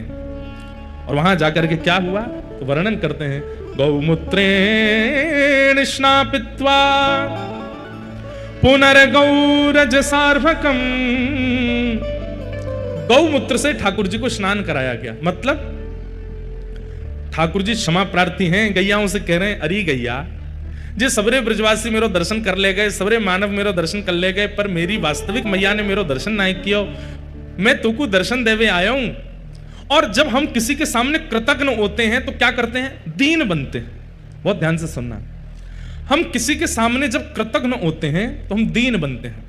जैसे किसी ने हम पे बहुत बड़ा उपकार किया और हम रिटर्न में उसको धन्यवाद नहीं कह पाए, तो वर्षों बाद वो व्यक्ति मिलता है तो हम क्या करते हैं? अरे भैया, आपने हमारी बहुत, हम आपसे कुछ, हम तो दे भी नहीं पाए, आपके चरण छूते हैं, आपको प्रणाम करते हैं। इसको कृतज्ञता कहते हैं। तो ठाकुर जी गैयाओं के सामने अति कृतज्ञ हो गए, और अति कृतज्ञता के रूप में ठाकुर जी ने क्या किया? बोले, इनके मूत्र से मुझे स्नान कराओ। गौमूत्रेण स्नापित्वा, ठाकुर जी ने मूत्र से स्नान किया। और गौमूत्र से स्नान करने के बाद पुनर्गौरज सार्वकम, गैया के चरणों की रज उठा उठा करके गोपियां, अब देखो गोपियां तो अपने मन से क्रिया कर रही हैं, पर वास्तविक में गोपियों का मन नहीं है, ये ठाकुर जी की योजना है। गोपियां कह रही, मैया गौमूत्र से स्नान है, अब लाला को नजर नहीं लगेगी। तब दूसरी गोपी बोली, अरे ना मैया, मेरा तो मन ऐसा कहवे, लाला की प्रत्येक उंगली, प्रत्येक अंग में गैया की रज और लगाओ, जितनी अलाय बलाएं नजर होंगी सब चली जाएंगी। गोपियां अपने मन से क्रिया कर रही हैं, पर ये सब तो ठाकुर जी कृतज्ञता कर रहे हैं कि 6 दिनाते मैंने तुम्हें दर्शन नहीं दियो, मेरा अपराध स्वीकार करो। तो ठाकुर जी ने गौमूत्र से स्नान किया और गौरज उठा करके माथे से, अंग से, हस्त कमल से, नाभि से, चरणों से, सब जगह ठाकुर जी लगा रहे हैं। उस समय 9 लाख गायों के नेत्रों से अश्रु प्रवाह हो गया। कितने प्यारे हैं ठाकुर जी, सबका विचार करते हैं। अरे आप कहेंगे ये तो फिर भी चैतन्य है, ठाकुर जी जड़ पर भी कृपा करते हैं। आगे आप कथा सुनेंगे, ऊखल में बांध दिया जब यशोदा मैया ने, 2 वृक्ष खड़े थे, नलकुवर और मणिग्रीव। बंधुओं, एक बात बोलें, अधिकतर तीर्थों में, धामों में जितने भी वृक्ष हैं, वो सामान्य वृक्ष नहीं है। तीर्थों में, धामों में जितने भी वृक्ष हैं वो दो रूपों में हैं। बहुत ध्यान से सुनिएगा। पहला, या तो कोई ऋषि, या तो कोई भक्त, या तो कोई महापुरुष, उनकी इच्छा थी कि मैं सदा इस धाम में रहूं और इसका कभी त्याग ना करूं, ऐसी कृपा मुझ पर कर दो। और इसी भाव से उन्होंने भजन किया, तो उनके भजन के प्रभाव से ठाकुर जी ने उन्हें वृक्ष बना करके भेज दिया। बोले रहो, अब सदा यहीं रहो, लोगों को छाया रूप में सेवा करते रहना। और हमारे धाम, आप कहेंगे किसने मांगा ऐसा वरदान? उद्धव जी। आशा महो चरण रेणु जशाम हम शाम वृंदावने किमपि गुलमलतौषधीनाम। उद्धव जी महाराज कहते हैं वृंदावन का पौधा बना दो, वृक्ष बना दो। क्यों? ताकि जब जब हवा चले तो इन ब्रजवासियों की रज उड़ उड़ करके मेरे तन को पवित्र करते रहे। तो किसी भी तीर्थ धाम में कोई भी वृक्ष है, अगर तीर्थ के क्षेत्र के भीतर उसका प्राकट्य हुआ है तो इसका मतलब या तो वो कोई ऋषि है, संत है, वो तीर्थ धाम में अखंड निवास की भावना से वृक्ष बन करके आए हैं। पहली बात। और दूसरी बात, कई बार भक्तों से अपराध बन जाता है, कई बार ऋषियों से अपराध बन जाता है, कई बार वैष्णवों से अपराध बन जाता है। तो उस अपराध का उन्हें दंड यह मिलता है कि वो तीर्थ में वृक्ष बन के खड़े होते हैं। धूप, ताप, वर्षा सब उनको सहनी पड़ती है। इसलिए तीर्थों में, धामों में जो भी वृक्ष दिखते हैं उन सबको प्रणाम करो, क्योंकि वो निश्चित ही कोई भगवत भक्त ही है। नल, कुंवर, मणिग्रीव, ये कौन है? कुबेर के पुत्र। इनके द्वारा एक अपराध हुआ था और उस अपराध के कारण नारद जी ने इनको शाप दे दिया कि तुम जाकर के वृक्ष बन जाओ। और यही दोनों गोकुल में वृक्ष बन के खड़े थे। ठाकुर जी ने ऊखल बंधन लीला करके खिसक खिसक करके गए और दोनों वृक्षों का स्पर्श करके दोनों को मुक्त करके ठाकुर जी ने उनका उद्धार कर दिया। इसलिए हमारे वृंदावन में आप देखेंगे जो भजनानंदी महात्मा हैं, कभी उनको उनके पीछा करिएगा। ऐसे पीछा मत करना, मतलब कभी वो निकलते हो ना, थोड़ी दूरी बनाकर पीछे पीछे चलना और उनको देखना ही कैसे चलते हैं। तो आप देखेंगे उन महात्मा के मार्ग में जितने भी वृक्ष आएंगे सबको प्रणाम करेंगे, सबको दंडवत करेंगे। दो बातें इसके पीछे भी। पहली बात कि ये कोई वैष्णव हैं, इनको प्रणाम करेंगे तो इनकी कृपा हम पर होगी, हमारी भक्ति बढ़ेगी। और दूसरी बात, हम अभी राधा रमन जी दर्शन करके आए हैं, अब ये वृक्ष तो भीतर नहीं जा सकता, पर हमें दर्शन का जितना पुण्य मिला स्पर्श करके हम थोड़ा इनको दे देते हैं, ताकि इनको भी अनुभव हो जाए कि भीतर ठाकुर जी कैसे हैं। और बड़ी भावनाएं बंधुओं कहां तक कहें। तो पूतना मर्दन लीला के माध्यम से ठाकुर जी ने गैयाओं को दर्शन कराया। ऐसे गौ पालक गोपाल जी को हम बारंबार प्रणाम करते हैं। धीमे धीमे ठाकुर जी नैकौर बड़े हैन लगे। 3 महीना के ठाकुर जी भये, जैसे ही करवट बदली महाराज, करवट उत्सव मनाया यशोदा मैया ने, सब ब्रजवासी आए, भगवान को आनंद कराने लगे। गदमदरा से लाला हैं, खूब हाथ पांव मोटे ताजे हैं, कोई गोपी गाल खींचे, कोई गोपी हाथ खींचे, कोई गोपी पाम खींचे। अच्छा एक बात बताएं, देखो हमारी कथा या तो आप ध्यान पूर्वक नेत्र खोल के सुना करो या फिर नेत्र बंद करके सुना करो, बस सो मत जाइयो। पता तो चली नेत्र बंद किए कि लुढ़क गए। महाराज जी आप ही बोले थे। नेत्र खोल करके सुनेंगे तो हमें मत देखो, लीला का चिंतन करो, जो बता रहे हैं वो लीला कैसी है। और अगर देख करके वो लीला नहीं प्रकट होती तो नेत्र बंद करके जो शब्द सुनते हो उस लीला का चिंतन करो। अब देखो ठाकुर जी कैसे हैं, गदमदरा से हैं, खूब मोटे ताजे हैं ठाकुर जी, 3 महीना के लाला हैं। जैसे कभी फेविकॉल होता है ना, बड़े ड्राम वाला फेविकॉल, वो बड़ी सी किसी पात्र से ऐसे उसको निकालो तो ऐसे जेली जेली सी टपकती रहती है ना उसमें से, ऐसे ठाकुर जी के गाल हैं, बैठा दो तो यूं लटक जाते नीचे। ठाकुर जी के हाथ उठाओ तो यहां से यूं लटकते हैं। महाराज गदमदरा से लाला है, इतने प्यारे लगते हैं कि क्या कहें। उसमें भी यशोदा मैया वस्त्र नहीं पहनाती लाला को। क्या पहना में? बोले कंठ में ने एक सुंदर सी सोने की आभूषण पहना दिए, बीच में यहां बगनखा पहनो है, एक माला पहनी है, एक कौंधनी पहनी है, पामन में सोने के कड़ूला है, हाथन में बस इतना ही श्रृंगार है लाला को। वस्त्र नहीं पहनते ठाकुर जी, स्वर्ण आभूषण पहन करके। और वो स्वर्ण आभूषण भी कैसे हैं, प्रत्येक आभूषण में छोटे छोटे धुनी आती है, ध्वन निकलती है, छोटे छोटे घुंघरू हैं सबरे आभूषणों में। तो ठाकुर जी उनको बजाते रहते हैं, बैठे बैठे सुख लेते रहते, खेलते रहते हैं अपने आभूषणों से। ऐसे मैया ने आभूषण बनवाए। नील वर्ण के ठाकुर जी हैं और जैसे ही गोपियां आकर के लाला के ऐसे गाल पकड़ करके नेक खींचे, सो गाल लाल पड़ जाते हैं, तो ऐसा लगता है नील सरोवर में कमल प्रकट हो गए हों। और जहां जहां गोपियां पकड़ती हैं लाला को नेक पकड़ करके खींचे, तो वहां वहां गुलाबी हो जाते हैं। तो नील सरोवर तो श्याम सुंदर और गुलाबी गुलाबी उनमें पुष्प प्रकट हो गए हों, देख करके गोपियों का मन हरण हो जाता है। लेकिन गोपियों को तो सुख मिलता है, ठाकुर जी रोने लगते हैं। कोई गाल खींच रहा हो, कोई हाथ खींच रहा हो, कोई पाम खींच रहा हो, तो मैया लाला को उठा करके ले जाती है, एक बैलगाड़ी के नीचे सुवाए दे, सब रे आए करके छेड़े मेरे लाला, यहां सोवे को लाला। जैसे मैया भीतर गई, ठाकुर जी ने अपना पैर बड़ा करके महाराज पाद प्रहार किया, बैलगाड़ी गिर गई और उसी के ऊपर सक्टासुर का वध हो गया। ब्रजवासी सब दौड़े, लाला को जाकर के उठायो। मैया ने पूछी बैलगाड़ी कैसे गिरी, तो बालक बोले मैया तेरे लाला नहीं गिरी है। मैया बोली हम बे नेक ससो मेरो लाला हिले डुले है ना है, और तुम कह रहे हो जाने बैलगाड़ी गिर दी। बंधुओं, महाप्रभु जगन्नाथ जी को देखो आप, कैसे महाराज विराजमान हैं, विशाल का स्वरूप है ठाकुर जी का, लेकिन इनकी लीलाएं बिल्कुल लालाओं जैसी हैं, छोटे बालक की तरह लीला करते हैं।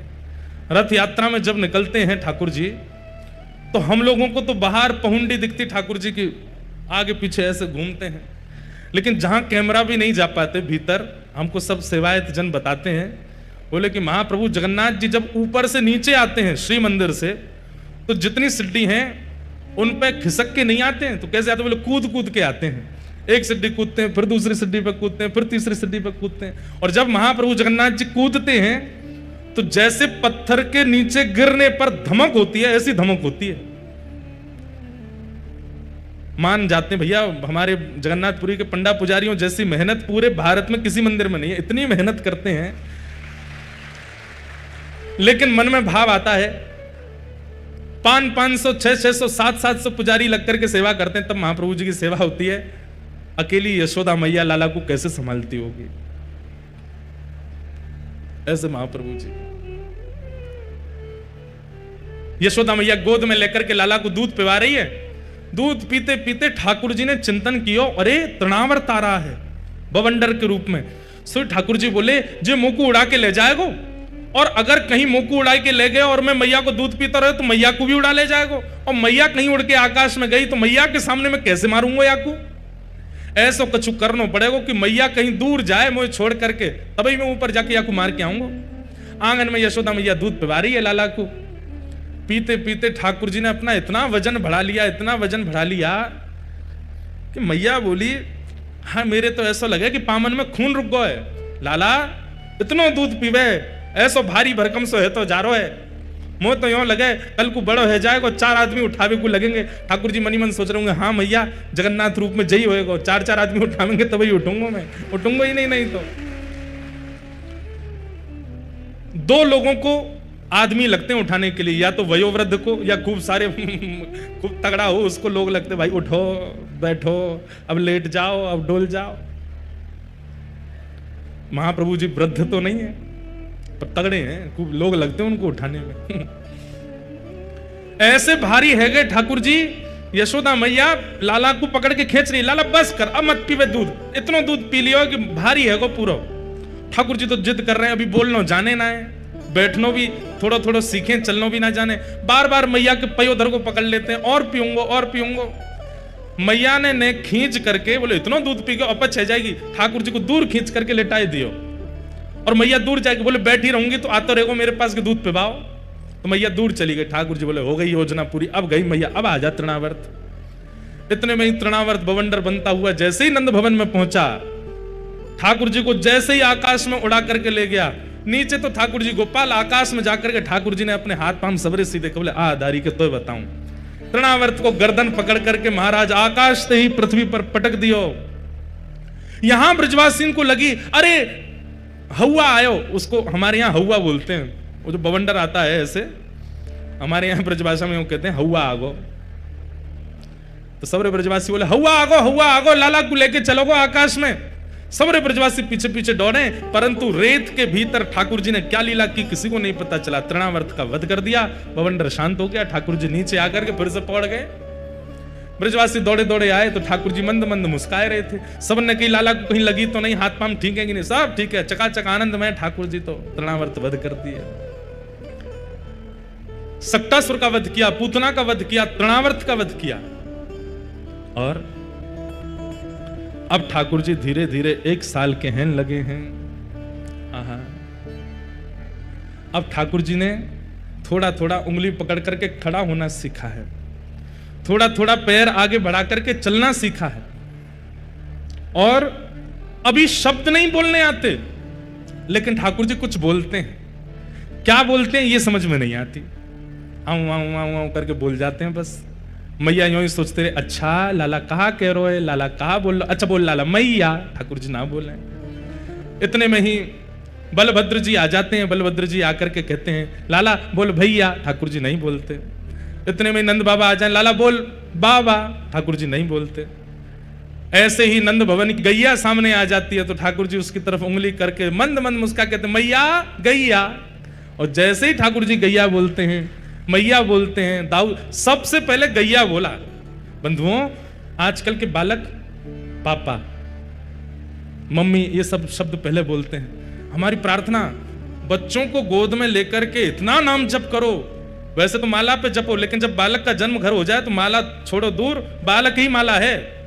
उसी को खिलाते खिलाते नाम जपते रहो। इतना नाम जपो, इतना नाम जपो कि उसके मुख से सबसे पहले भगवान नाम ही प्रकट हो, राधा। अच्छा, बालकों का स्वभाव देखा,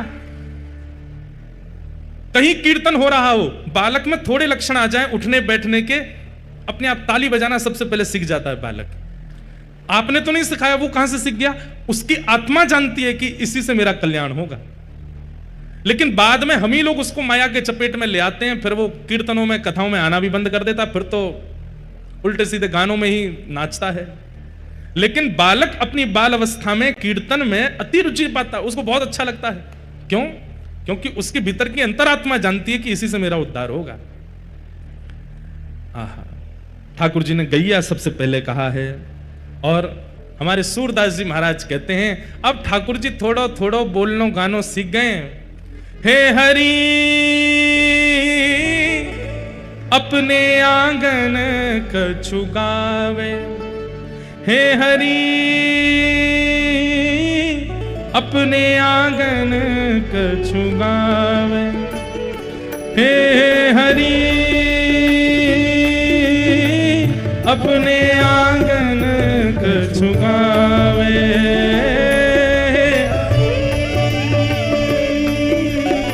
क्या गा रहे हैं ये नहीं पता, पर कुछ गा रहे हैं। बहुत सुंदर पद है। हाँ, तनक तनक चरणन सो नाचे, तनिक तनिक चरणन सो। अब इस भाव का दर्शन करो। यशोदा मैया रसोई में है, दाऊ दादा नंद बाबा के साथ गौशाला में है, चौक में आंगन में अकेले ठाकुर जी बैठे हैं। अपनो मन कैसे लगाऊं मैं? तो मैया ने ऐसे आभूषण पहना रखे हैं, ऐसी कौंधनी पहना रखी है, उनमें बढ़िया धुनी आती है। तो ठाकुर जी धम धम अपने चरण मारते हैं तो उनमें से धुन निकलती है। और जब धुन निकलती है तो ठाकुर जी कुछ गा रहे हैं। क्या गा रहे हैं ये नहीं पता, पर कुछ गा रहे हैं। और गा करके किसी और को नहीं रिझा रहे हैं, स्वयं को ही रिझा रहे हैं। गा करके हाथों की मुद्रा बना करके ठाकुर जी नाच रहे हैं। सूरदास जी वर्णन कर रहे हैं। तनिक तनिक चरणन सो नाचे, तनिक तनिक हाँ मन ही रिझावे। अपने आप को ही रिझा रहे हैं। ओ हे हरि अपने आंगन कछु गावे,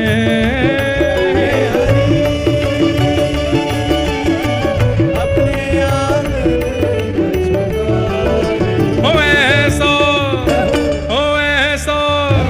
हो ऐसो चटक मटक सो ठाकुर तीनों लोकन में ना। ऐसो चटक मटक सो लोकन हूँ मैं नाए, तीनों लोकन हूँ मैं नाए। हाँ लोकन हूँ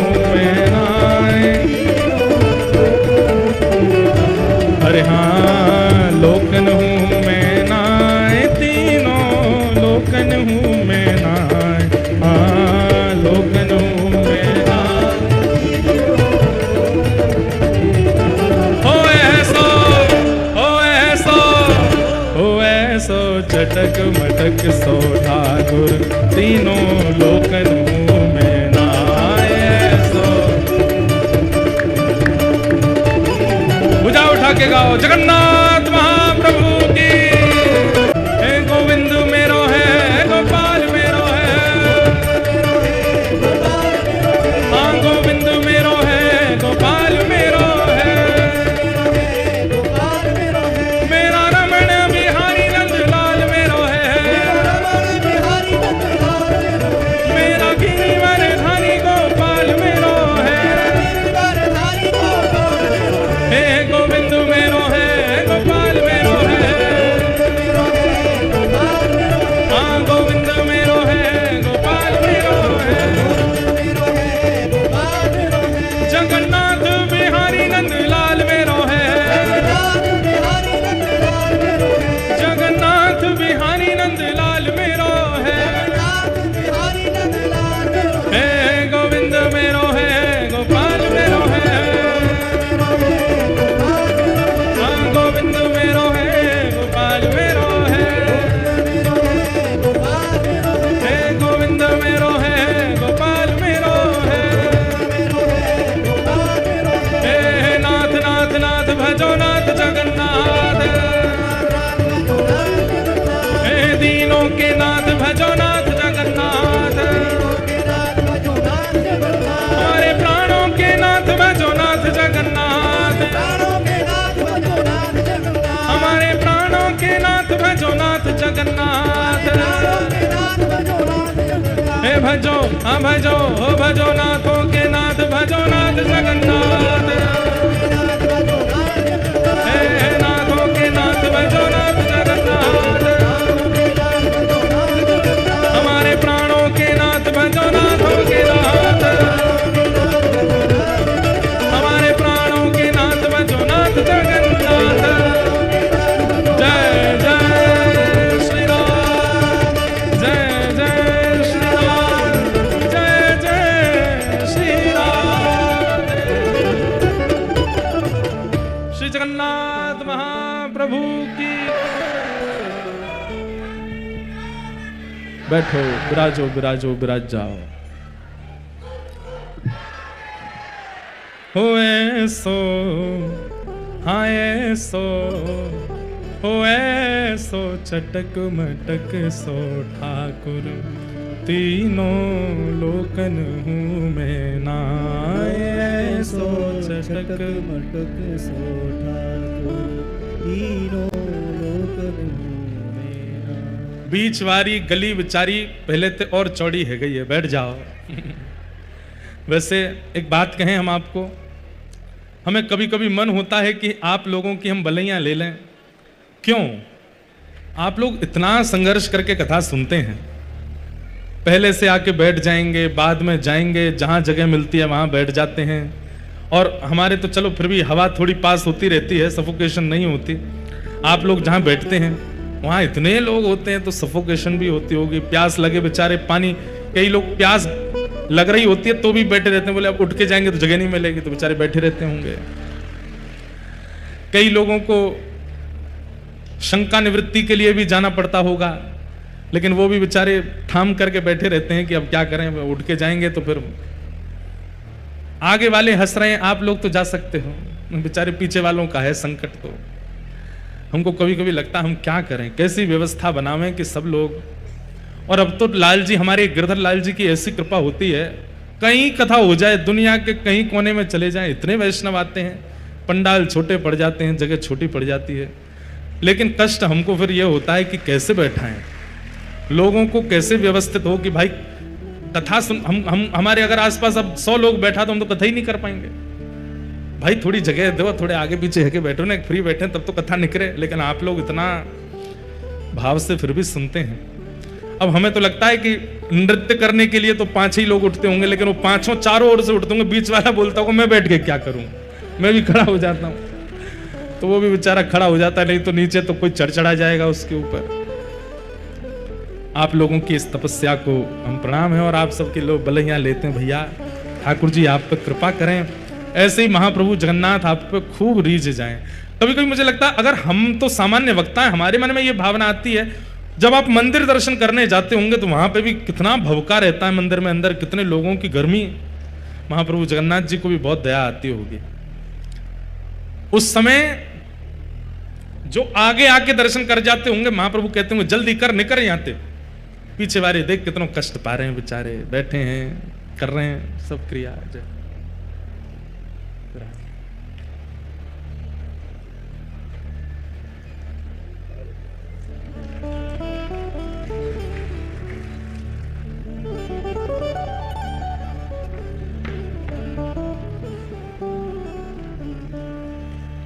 ठाकुर जी ने ऐसी लीला की, धीरे धीरे ठाकुर जी बड़े होने लगे, मधुर मधुर ठाकुर जी बाल लीलाएं करने लगे। हमारे जगन्नाथ महाप्रभु आ तो गए उड़ीसा, लेकिन यहां पे भी इनकी बाल अवस्था गई नहीं। एक दिन महाप्रभु जगन्नाथ जी बैठे थे तो भगवान के परम भक्त श्री माधवदास जी पहुंचे भीतर, दर्शन कर रहे थे। तो भक्त तो पहचान जाते हैं कि ठाकुर जी का मुख मुरझा रहा है, थोड़े उदास लग रहे हैं। माधवदास जी बोले, जय जय, आज आप इतने उदास क्यों लग रहे हैं, इतने संकट कष्ट में आप क्यों हैं? सब लोग बैठ जाओ, जो भी खड़े हैं सब लोग बैठ जाओ, जहां जगह मिले वहीं बैठ जाओ। माधवदास जी बोले, प्रभु आप इतने हमको कष्ट में क्यों लग रहे हैं?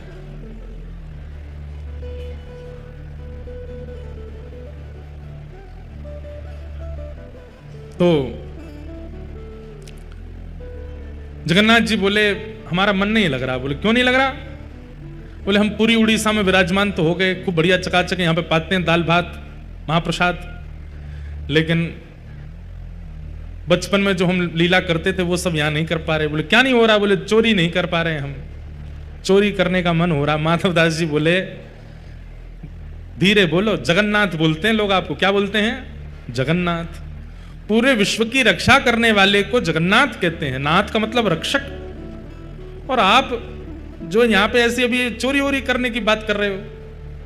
ठाकुर जी बोले, भले ही हमारा नाम जगन्नाथ हो गया, ऊपर स्वभाव कैसे छूटे? स्वभाव तो वही है हमारा, बहुत मन हो रहा है चोरी करने का। माधवदास जी बोले, तो फिर चले जाइए, क्यों, किसने रोका आपको? कर आओ चोरी। ठाकुर जी बोले, वो भी तो बात है, अकेले आनंद नहीं आता है, एक आध दो लोग हों साथ में तो सुख मिलता है। माधवदास जी बोले, बगल में सुभद्रा जी और ये बलभद्र जी हैं, इनको ले जाओ। बोले, रहने दो, फिर तो हम ऐसे ठीक हैं। क्यों? बोले, इनको लेकर के जाऊंगा तो फिर एक तो मुझसे खुद ही नहीं संभाला जाता अपने आप को, इनको क्या संभालूंगा फिर मैं? और बलराम जी हमारे वैसे ही क्रोधी हैं, चोरी में अगर पकड़े गए तो सीधा सर धड़ से अलग ही कर देंगे, उसका हत्या और हो जाएगी। और बल्कि बलराम जी तो ऐसे हैं, मैंने अगर इनसे कह दे कि चोरी करने जाना है तो पहले तो मुझे ही चार सुनाएंगे। नेक शर्म ना आवे, इतना बड़ो है गोए, भगवान बन गो, सब तो आके प्रणाम करें, फिर वो चोरी करना ना छोड़ रहा, चार तो मुझे सुनाएंगे। और फिर उसके बाद चोरी करने का मन बना भी दूंगा तो बलभद्र जी बड़ देव हैं, इनको बड़े देवता माना जाता है। ये जगन्नाथ जी यहाँ पे कहते हैं कि जगन्नाथ जी अगर कोई काम पूरा नहीं कर रहे हो तो बलभद्र जी से कह दो, और ऐसा कह के कह दो कि जगन्नाथ जी देख लो हमारी सुन नहीं रहे, हे दाऊ दादा देख लो ये हमारी बात मान नहीं रहे, आपका काम उसी समय हो जाएगा। वो बड़े देव हैं। बोले, अगर मैंने इनसे कह दी कि मुझे चोरी करनी है तो बलराम जी पूरी जगन्नाथपुरी को बुला लेंगे और सबसे कहेंगे हमारो लाला चोरी करने आएगा, व्यवस्था करो। ऐसी चोरी की क्या फिर हमको सुख तो मिलेगा नहीं। बेचारे वहां जहां हम चोरी करने जाएंगे सब बेचारे कहें, लाला चोरी कर लो, आ जाओ हमारे घर आ जाओ, चोरी कर लो। दाऊ दादा के हल से इतना डरेंगे सब, हमको सुख नहीं मिलेगा। माधवदास जी बोले, तो फिर अब चोर कहां से लाऊं आपके लिए? किसको लेके आऊं? किसके साथ जाओगे चोरी करने? तो जगन्नाथ जी मंद मंद मुस्का के बोले, तुम बढ़िया हो, तुम चलो, तुम साथ दो तो हम कर लेंगे। माधवदास जी बोले, वयोवृद्ध शरीर है मेरा, शमशान बस कुछ ही दिन दूर रह गया है मुझसे, हाथ पांव में लकड़ियां, ये हाथ कांपते हैं, पैर कांपते हैं, क्या वयोवृद्ध बूढ़े आदमी के संग क्या चोरी करोगे आप? ठाकुर जी बोले, वो सब हम करवा लेंगे, तुम बस हाँ कर दो। माधवदास जी बोले, नियम तो बता, तो हमने कभी चोरी करी नहीं, हमको पता नहीं है। तो जगन्नाथ जी बोले, सबसे पहला नियम। बोले, क्या? फुर्ती रखनी है, लेकिन फुर्ती में आवाज नहीं करनी है। मतलब गति तो तेज हो पर जैसे हम चलते हैं तो हमारे पैरों की आवाज आती है, हाथों की आवाज आती है, कपड़ों की आवाज आती है, आवाज नहीं आनी चाहिए, फुर्ती भी हो और आवाज ना हो, पहला नियम। और दूसरी बात, पलके नहीं झपकनी, नेत्र खोल कर रखने, कान खोल के रखने, ध्यान रखना कहीं से कोई आ नहीं जाए। बोले अच्छा, और कोई नियम? बोले ये दो तुम निभा लेना, बाकी मैं संभाल लूंगा। चलो। माधवदास जी बोले कहां जाएंगे चोरी करने? कौन गोपी, यहां कौन गोपी के यहां जाओगे? बोले गोपी वोपी के यहां नहीं जाएंगे। तो बोले ये जो राजा हैं जगन्नाथपुरी के, इनके बगीचा में खूब सुंदर सुंदर कटहल होते हैं, और देखो ये हम हमारे लिए भोग लगाने भेजते नहीं है, हमको कटहल खाने का मन कर रहा, कटहल की चोरी करके आएंगे। माधवदास जी बोले इतना सब कुछ करने की क्या आवश्यकता है? हम राजा जी को पत्र भेज देते हैं, कटहल भिजवा देंगे, कल कटहल ही कटहल पाना, आप चोरी करने का। अरे माधवदास फिर तुम वही बात कर रहे हो, तुम कटहल मंगाओ, चलो कह दो राजा से कल एक कटहल भेजे। कटहल आया, बोले अब इसकी सब्जी बनाओ, सब्जी बनाओ, अब हमने पाली, अब तुम पाओ। वो पाली, बोले अब स्वाद मिल गया? बोले हाँ, अब तुम चोरी वाले कटहल का स्वाद देखना, इससे दुगना होगा। अब ये जो सुख मिला है ये फीका लगेगा उसके आगे, इसलिए अब चोरी करने चलो। माधवदास जी बोले ठीक है। तो बोले मैं रात में मेरे को सिंह द्वार पे मिल जाना। उस सिंह द्वार पे नहीं, दक्षिण द्वार पे मिलना। सिंह द्वार पे तो सब खड़े रहते हैं, रात में सोते हैं, सोने नहीं देते, बैठ जाते हैं वहां पे, कई भक्त रात भर नाम कीर्तन करते हैं, सबको पता चल जाएगा मैं निकला हूं। दक्षिण द्वार पे मिलना। दक्षिण द्वार पे माधवदास जी बाहर प्रतीक्षा कर रहे हैं। रात्रि में ठाकुर जी आए, चुपचाप छोटे से लाला बन गए, बड़े बड़े नेत्र हैं, कारे ठाकुर जी, और सुंदर एक पोशाक अपनी ऐसी धारण करके आए, आंख ही आंख दिख रही है बस। माधवदास जी ने अपने कंधा पे बैठा लिया और यहां दोनों हाथ रख करके श्री जगन्नाथ जी जा रहे हैं चोरी करने। राजा के बगीचा में पहुंचे। कहां हैं? बोले देखो सामने कटहल का पेड़ है, वहां चलो। पहुंच गए बगीचा में, अंदर जाकर के जगन्नाथ जी उतर गए नीचे। ठाकुर जी बोले अब ऊपर चढ़ना पड़ेगा, ऊपर से कटहल तोड़नी पड़ेगी। तो माधवदास जी बोले कौन से पेड़ पर चढ़ना? अरे धीरे बोलो, कोई सुन लेगा, हम तुमसे पहले ही बोले धीरे बोलना, क्या चिल्ला रहे हो? जैसे ही माधवदास जी बोले इतने में कौन से पेड़ पर चढ़ना है, तो बगीचे का मालिक उठ गया, बोले मैं बताता हूं कौन से पर चढ़ना, रुको। डंडा लेकर के आ, कहां हो तुम? अब जगन्नाथ जी मुख बंद करो, माधवदास जी को छुपा में बोले कि इतना तेज क्यों बोलते हो? पहले ही कहा था आवाज नहीं करनी, देखो आ रहा है, ढूंढ रहा है हमको। छुप के खड़े हो गए, बगीचा में घूम के चला गया, वो उसको नहीं मिले। माधवदास जी बोले अब क्या करना है? बोले देखो पेड़ के ऊपर हम दोनों में से कोई एक चढ़ेगा और नीचे दूसरा ऐसे करके लपकेगा, गिरेगा तो धम आवाज होगी, फिर से आ जाएगा माली। तो माधवदास जी बोले आप तो लाला हो, इतना भारी आपका शरीर है, आप खुद ही धम्म से नहीं गिर जाओ, मैं चढ़ता हूं ऊपर। ठाकुर जी बोले तुम चढ़ो, हम पीतांबरी करके खड़े, हम ले लेंगे गोद में। ऊपर चढ़ गए माधवदास जी, अब कटहल लेकर के। अब माधवदास जी ऊपर से चिल्ला के पूछ रहे कौन सा तू, जे वाला कि वो वाला? ठाकुर जी बोले मरे खड़ो रहे ऊपर ही। इतने में ही बगीचा वाला बोले मैं बताता हूं कौन सा। ठाकुर जी तो वहां से भाज गए। अब ऊपर से माधवदास जी कटहल गिर रहे नीचे, धम्म। अरे ये धम्म आवाज आ रही है, आप लपक नहीं रहे क्या? नीचे माली बोला मैं लपकूंगा, आजा नीचे। माधवदास जी नीचे उतर करके आए बेचारे, ठाकुर जी तो भाज गए वहां से। माधवदास जी जैसे ही निकल करके नीचे आए, माली ने पकड़ करके दो चार तो डंडा दिए, उनमें हाथ पांव बांध दिए, बोले रुक जाओ तुमको बताते हैं, सुबह होगी। माधवदास जी इधर उधर देख रहे हैं, किसको ढूंढ रहे हो? बोले एक और आए थे साथ में, उनको ढूंढ रहा हूं, हमें तो कोई नहीं दिखा। बोले वो तो अंतर ध्यान हो गए होंगे, वो कहां देखेंगे। ठाकुर जी भाज गए, सीधे मंदिर में जाके खड़े है गए, तो बढ़िया है। दूसरे दिन सुबह हुई, राजा को खबर मिली कि भाई हमारे बगीचा में कोई चोर घुसे थे रात को। सुबह सुबह राजा बगीचा घूमने आता था, तो जैसे ही बगीचा में आया तो देखा माधवदास जी पेड़ से लटके पड़े हैं। राजा उनको गुरु मानता था, तुरंत आकर के अरे गुरुदेव गुरुदेव गुरुदेव, ये कैसी लीला, जल्दी खोलो इनके। मालिक है इनको नहीं खोलना, ये रात में कटहल चुरा रहे थे यहां से। अरे हमारे गुरु जी हैं, खोलो इनको। तुरंत खोला, माधवदास जी के नेत्र सजल हैं। राजा बोले भगवान गुरुदेव ये कैसा कौतुक, आप मुझे बोल देते, मैं आपने परसों भी तो मंगवाया तो मैंने कटहल भिजवाया, आप और इच्छा थी तो मैं और भिजवा देता। माधवदास जी बोले हमारा शरीर देख करके तुमको लगता है कि हम कटहल खाते होंगे? हमारे अंग में कहीं भी आपको ऐसे लक्षण दिखते हैं? हमारी जीवा इतनी चटोरी होगी कि हमको कटहल की इच्छा हो? तो बोले हमारी जगन्नाथपुरी में सबसे चटोरे कौन है? बोले कौन है? बोले सबसे ज्यादा स्वादिगर एक ही है, महाप्रभु जगन्नाथ। उनकी इच्छा हो रही थी कि भैया बहुत बड़े है गए, हमने चोरी नहीं करी, तो चोरी करने के लिए आपके बगीचे में आए थे, कटहल की चुराई करने के लिए हमको ऊपर चढ़ाया, सबरी बात बताई और बोले वो तो भाग गए, इसने हमको पकड़ लिया। राजा के नेत्र सजल हो गए, चरणों में गिर गए, बोले मैं कितना बड़ा भाग्यशाली हूं, महाप्रभु जगन्नाथ मेरे बगीचे पर चोरी करने आए। और उसी दिन पूरा बगीचा महाप्रभु जगन्नाथ जी के ही नाम कर दिया, बोले अब ये महाप्रभु जी का ही है, अब ये हमारा नहीं है, अब यहां जो भी सामग्री सब महाप्रभु जी की। माधवदास जी बेचारे स्नान ध्यान करके निकले, समुद्र प्रणाम करने जाते थे रोज भोर में, जैसे ही समुद्र प्रणाम करने गए सोई दूर देखा कालिया ठाकुर ऐसे ऐसे चलते आ रहे हैं। माधवदास जी बोले बहुत बढ़िया, भाज गए थे रात को? बोले हम तो नहीं भाजे, तुम चिल्ला क्यों रहे थे ऊपर पेड़ पे से? तो बोले तो तुम्हारी इच्छा पूरी हो गई, चोरी करनी है, चोरी करनी है, एक कटहल हाथ नहीं पड़ा आपके। बोले अब क्या करें? बोले चिंता नहीं करो, आप तो भाज गए थे, पर हम देखो रात में पिटे बंधे पूरा बगीचा आपके नाम करवा के आ गए, लो अब जाओ खूब प्रेम से कटहल पाओ। ठाकुर जी बोले माधव मन की मन में ही रह गई। बोले क्या चोरी? भाई नहीं। बोले तुम्हारे हाथ जोड़े हैं, तुम खुद ही देख लेना कब करनी है। तो आज भी जगन्नाथ महाप्रभु की इच्छा पूरी भई नहीं है चोरी करवे की। है कोई अगर तो करो ऐसी व्यवस्था कि कभी महाप्रभु जी आवे और चोरी कर ले जाएं आपके घर से कछु। बंधुओं, अपने बगीचे के पुष्पों को इसी भाव से तैयार करो, अपने बगीचे के सुंदर फलों को भी इसी भाव से तैयार करो, अपने घर की सब सामग्री को इसी भाव से तैयार करो कि कभी महाप्रभु जी की इच्छा पूरी हो जाए, कभी उनका ये भाव पूरा हो जाए, वो हमारे घर आवे। तू है सखी बड़ भाग बड़ी, नंदलाल तेरे घर आवत है। तू है सखी बड़ भाग बड़ी, नंदलाल तेरे घर। चाहे ठाकुर जी कितनी भी दूर चले जाएं वृंदावन से, पर वृंदावन की स्मृति ठाकुर जी के संग ही रहती है।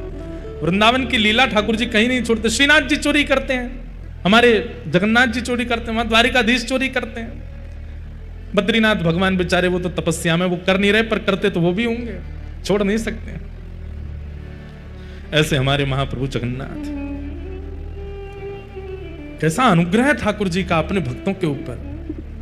कभी कभी हमें लगता है कि आज भी अनुग्रह ठाकुर जी करते हैं, आज भी लीला महाप्रभु जगन्नाथ कर रहे हैं, पर हमें अभी पता नहीं चल रहा है। हमारे जब समय निकल जाएगा तब कोई भक्त की गाथा निकलेगी इस काल के, उसके ऊपर कृपा कर रहे होंगे अभी भी ठाकुर जी। तो इस प्रकार ठाकुर जी की बाल लीलाएं व्रज में चल रही हैं। सब ब्रजवासियों ने कही कि कोई ना कोई राक्षस लाला के ऊपर आक्रमण करें। आज 2 वृक्ष गिर गए, नलकुवर मणिग्रीव ऊखल में बंधे थे ठाकुर जी। ब्रजवासियों ने कहा कि हमारे लाला पे इतने संकट आमे, अब हमें यहाँ गोकुल में नहीं रहना चाहिए, अब कहीं और चलो। और तब कहां गए? श्रीधाम वृंदावन को प्रस्थान किया है कि वनम वृंदावनम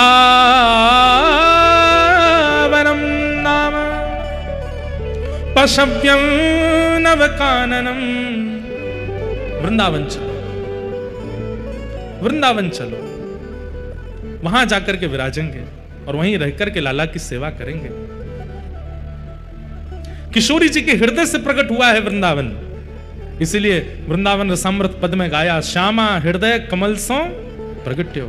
और जब किशोरी के हृदय से प्रकट हुआ तो किशोरी जी के हृदय की प्रकट कमल को ठाकुर जी देख करके प्रसन्न हो गए। तो श्याम हृदय को भाए, श्यामा हृदय कमल सो प्रगटो, श्याम हृदय को भाए, वृंदावन प्यारो वृंदावन। ठाकुर जी वृंदावन आकर के अति सुख में हो गए। बहुत प्रिय लगता है ठाकुर जी को वृंदावन। बंधुओं, कोई वृंदावन से अगर जगन्नाथपुरी आता है ना, एक बात कह दें आपको, इस बात को बताने के बाद हम ही वैसे संकट में पड़ जाएंगे, लेकिन फिर भी बता देते हैं। या तो आचार्य के साथ जगन्नाथ जी का दर्शन करो, या किसी ब्रजवासी के साथ ठाकुर जी का दर्शन करो। ब्रजवासी को संग लेकर के महाप्रभु जी का दर्शन करोगे, महाप्रभु जी बड़े प्रसन्न होते हैं। ब्रजवासी को देखने के लिए तो ये किस लिए विराज रहे हैं ऐसे, ये हाथ ऐसे क्यों हैं, मुख ऐसा क्यों है, हम कह सकते हैं हमारी याद में, हम ब्रजवासियों की याद में महाप्रभु जगन्नाथ जी पिघल गए। ब्रजवासी वल्लभ सदा मेरे जीवन प्राण, इनको नाही बिसारी हूं मोहे नंद बाबा की आन। ठाकुर जी स्वयं सौगंध खाते हैं नंद बाबा की, और ये ब्रजवासी, और जब तक ब्रज में ब्रजवासी आते रहेंगे ये मेरे प्राण रहेंगे, चाहे ये जैसे भी हों ये मेरे प्राण ही रहेंगे। ब्रजवासी वल्लभ सदा मेरे जीवन प्राण, मुझे प्राणों से भी अति प्रिय हैं ये ब्रजवासी। आज भी महाप्रभु जगन्नाथ जी, हम भले ही खूब आनंद में उनके सामने जाते हैं, खूब नाचते हैं, खूब गाते हैं, लेकिन वो विरह में है। ये ठाकुर जी का विरह स्वरूप है। अपने ब्रजवासियों की याद में ठाकुर जी पिघल गए। आज भी ठाकुर जी को मधुमंगल की याद आती है। वो मधुमंगल जो सुबह उठता है ना, तो सुबह उठते ही हर व्यक्ति धीमे धीमे अपने नेत्र खोलता है, आंख एक साथ नहीं खुलती, लेकिन मधुमंगल तो आंख पे हाथ धर लेता है और हाथ पे हाथ धरते हुए स्पर्श करते हुए चलता है। अब मैं घर से बाहर आए गए हो, अब जे गली आई गई, आगे वाली गली तो अब मैं नंद भवन के सामने मुड़ गए हो, अब नंद भवन आए गए हो, और दहली के अंदर प्रवेश करते ही मैया, ओ मैया, हाँ लाला उठ गए हो ना, अब तो ना उठो। तो मधुमंगल ऐसे ही बैठा रहता है, बोले मैया जब लाला उठ जाए तुम्हें बताइयो। यशोदा मैया जाके कहे लाला तुम आंखन पे हाथ धर के काहे को बैठो। मैया मैं अगर पहली आंख खोल करके कोई और को देख लूं ना, मेरा पूरा दिन बर्बाद हो जाए, लेकिन मैं पहली बार जब लाला को देखूं तो मेरा पूरा दिन बड़ा मंगल जाए। मैया जब लाला उठ जाए तो मैं बता दूं। ऐसे ही बैठे रहता मधुमंगल। इतने में ही पलना हिलता है, ठाकुर जी उतरते हैं। यशोदा मैया सबसे पहले जाके कहती अरे मधुमंगल देख लाला उठ गए। ठाकुर जी के सामने आकर के मधुमंगल तब हाथ उठावे और सबसे पहले लाला को देखे, और लाला देखते ही वहां से भाज जाए और फिर जाकर अपनो प्रसाद पावे, स्नान ध्यान करे। रोज देखे ठाकुर जी को, और कुछ नहीं देखना, सबसे पहले लाल जी देखे। ठाकुर जी को उस मधुमंगल की याद में यहां पिघल गए हैं। तो मधुमंगल आज भी बाट निहार रहा है मेरी ब्रज में, और मैं गया नहीं। भगवान श्री कृष्ण जन कल्याण करने के लिए धराधाम पर आए, लेकिन ब्रज आकर के जो प्रेम ठाकुर जी को मिला, उसके बाद ठाकुर जी असमंजस में आ गए। अब मैं क्या करूं? यदि मैं ब्रजवासियों के पास रहूंगा तो विश्व कल्याण नहीं होगा, और विश्व कल्याण के लिए जाऊंगा तो ब्रजवासी मेरे कष्ट में आ जाएंगे। ठाकुर जी ने विश्व कल्याण को चुना, चले गए विश्व कल्याण के लिए। मथुरा, द्वारिका और महाभारत का युद्ध आदि करा करके गीता का ज्ञान दिया, लेकिन अपनी लीला के अंतिम समय में ठाकुर जी अपनी लीला पूरी करने से पहले बड़ी ग्लानि होने लगी। विश्व कल्याण तो हो गया, लेकिन ब्रजवासियों को मैं सुख नहीं दे पाया, क्या करूं? तो ब्रजवासियों का जो कष्ट है, ब्रजवासियों की जो पीड़ा है, ब्रजवासियों का जो विरह है, ठाकुर जी के मन में आया मैं उसका आस्वादन करूं। जितना विरह ब्रजवासियों ने मेरे लिए किया है, ये तो 100 वर्षों का विरह है। मैं आज प्रतिज्ञा धारण करता हूं, जब तक पृथ्वी रहेगी तब तक इन ब्रजवासियों के विरह में जगन्नाथ बन करके बैठा रहूंगा। रोज विरही होते हैं। हमें लगता है कि वो मुस्कुरा रहे हैं, हमें लगता है कि वो बड़े बड़े नेत्रों में श्रृंगार, बड़े श्रृंगार आदि, पर नहीं। वहां प्रभु जगन्नाथ जी विरह में, ब्रजवासियों के विरह में। इसलिए जब जाते हैं तो महाप्रभु जी को राधा नाम सुनाया करो, श्री महाप्रभु जी को ब्रजवासियों की याद बताया करो, जाकर के वार्ता किया करो। लाला हम ब्रजते आए हैं, ब्रज बड़ो आनंद में है, वहां पे सब ब्रजवासी बड़े प्रसन्न हैं। मैया यशोदा, नंद बाबा, मधुमंगल, सीतामा सब बड़े आनंद में हैं। तो महाप्रभु जी बड़े प्रसन्न हो जाते हैं कि कोई ने ब्रज की याद तो दिलाई। उद्धव मोहे ब्रज बिसरत नाही। ठाकुर जी कहते हैं उद्धव मैं ब्रज को भुला नहीं पाता। हंस सुता को सुंदर कलरव और वृक्षण की छाहे, उद्धव मोहे ब्रज बिसरत नाही। मुझे ब्रज भूला नहीं जाता। इसलिए महाप्रभु जगन्नाथ जी के सामने जब आप आकर के बैठते हैं,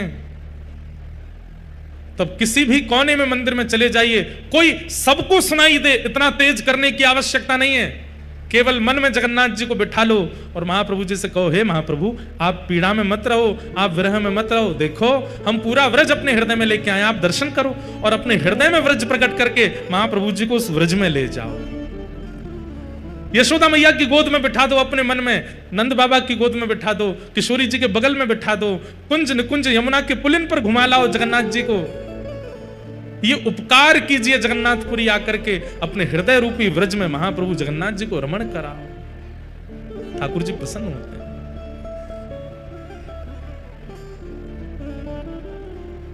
बहुत याद आती है ठाकुर जी को।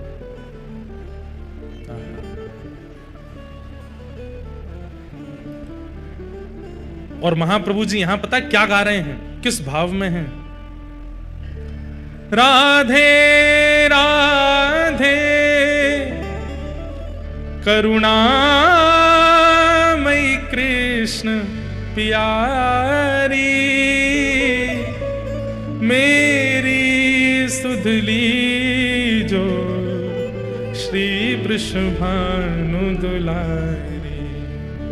राधे राधे करुणामयी कृष्ण प्यारी,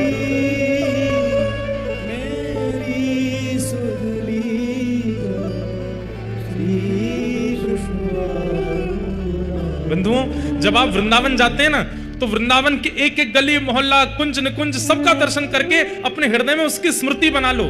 ऐसी गली है, ऐसे आंगन है, ऐसे प्रसाद है, ऐसा मंदिर है, ऐसा उत्सव है, ऐसे ब्रजवासी हैं, ऐसी यमुना जी हैं, ऐसा ब्रजमंडल है। सबकी स्मृतियां अपने हृदय में, जैसे हम फोटोज खींच के लाते हैं, सोशल मीडिया पे अपने मित्रों को दिखाते हैं, घर के लोगों को दिखाते हैं, ऐसी सारी स्मृतियां हृदय में लेके आओ और प्रतीक्षा करो। अब जब भी अवसर मिले जगन्नाथपुरी जाने का और महाप्रभु जगन्नाथ जी के सामने आकर के वो सारी स्मृतियां जगन्नाथ जी को दिखाओ। ऐसी गली है, ऐसी यमुना जी हैं, ऐसे उत्सव हैं, ऐसे ब्रजवासी हैं, महाप्रभु जगन्नाथ जी प्रसन्न हो जाते हैं।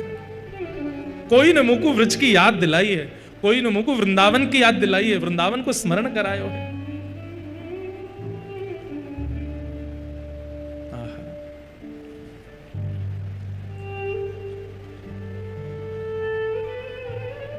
ठाकुर जी को वृंदावन बहुत प्रिय है। चरित्र आता है, आज से 500 साल पहले कोई वृंदावन से जगन्नाथपुरी दर्शन के लिए निकला और जैसे ही उनका वृंदावन से निकलना हुआ, यहां हजारों किलोमीटर दूर जगन्नाथपुरी में ब्रह्मवेदी पर बैठे महाप्रभु जगन्नाथ झूमने लगे। पुजारियों ने पूछा, अरे जय हो जगन्नाथ जी, इतने आनंद में क्यों हैं, झूम क्यों रहे हैं? महाप्रभु जगन्नाथ जी के अश्रु प्रकट हो गए। मेरे व्रज से कुछ लोग आ रहे हैं जगन्नाथ दर्शन करने के लिए, मुझे बड़ी प्रसन्नता हो रही है। वो कब आएंगे, मैं कब उनको देखूंगा? उनके अंग का स्पर्श करके वायु मेरे पास आएगी और उनके स्पर्श से वायु जब मुझे लगेगी तो मुझे लगेगा कि वृंदावन की ब्यार मुझे स्पर्श कर रही है। हे मेरे पुजारियों, उनकी बढ़िया व्यवस्था कर देना, उनको प्रसाद दिलाना, उनको खूब घुमाना, यहाँ पे कोई कष्ट ना हो। समुद्र में ज्यादा अंदर मत ले जाना, बहुत उग्र है। मेरे ब्रजवासियों को लग गई तो मेरे ब्रजवासियों को सुख देना, वो आ रहे हैं।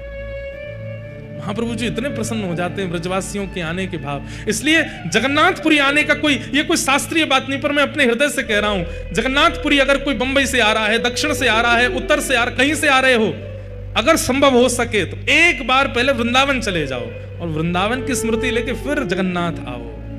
महाप्रभु जी को सुख देना है, अपने सुख समृद्धि के लिए आ रहे हो तो सीधे जगन्नाथ जी आ जाओ, लेकिन यदि ठाकुर जी को सुख देने आ रहे हो तो एक बार वृंदावन होकर के आओ।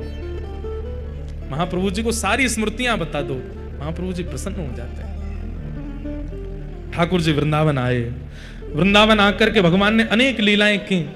सबसे पहली लीला ठाकुर जी ने ग्वाल बालों के संग बैठ करके छाक पाई है। छाक माने वन में ठाकुर जी गैया चराने जाते हैं और वहां ग्वाल बाल अपने अपने घर की सामग्री लेकर के आते हैं, सबकी सामग्री एक साथ लेकर के ठाकुर जी फिर उसको पाते हैं। महाप्रभु जगन्नाथ जी का महाप्रसाद सुनिए ध्यान से।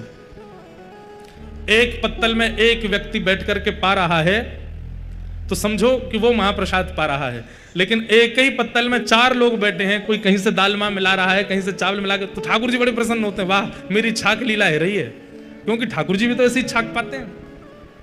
महाप्रसाद झूठा नहीं होता, आप किसी के साथ भी बैठ के पा सकते हो, कभी भी पा सकते हो, कैसे भी पा सकते हो। आप जीभ से भी अगर कुछ स्पर्श कर लेंगे तो भी वो महाप्रसाद ही रहेगा, वो झूठा नहीं हो सकता। महाप्रसाद ऐसे ही पाना चाहिए। अगर कोई जगन्नाथपुरी का वैष्णव बैठ के पा रहा होगा तो आप जाकर के अगर उसके में से उठा के पाने लगेंगे, वो आपसे कुछ कहेगा नहीं। बाहर का व्यक्ति होगा जिसको पता नहीं, वो कैसे भैया क्या कर रहे हो, हम पा रहे हैं, हमारे में से क्यों पा रहे हो।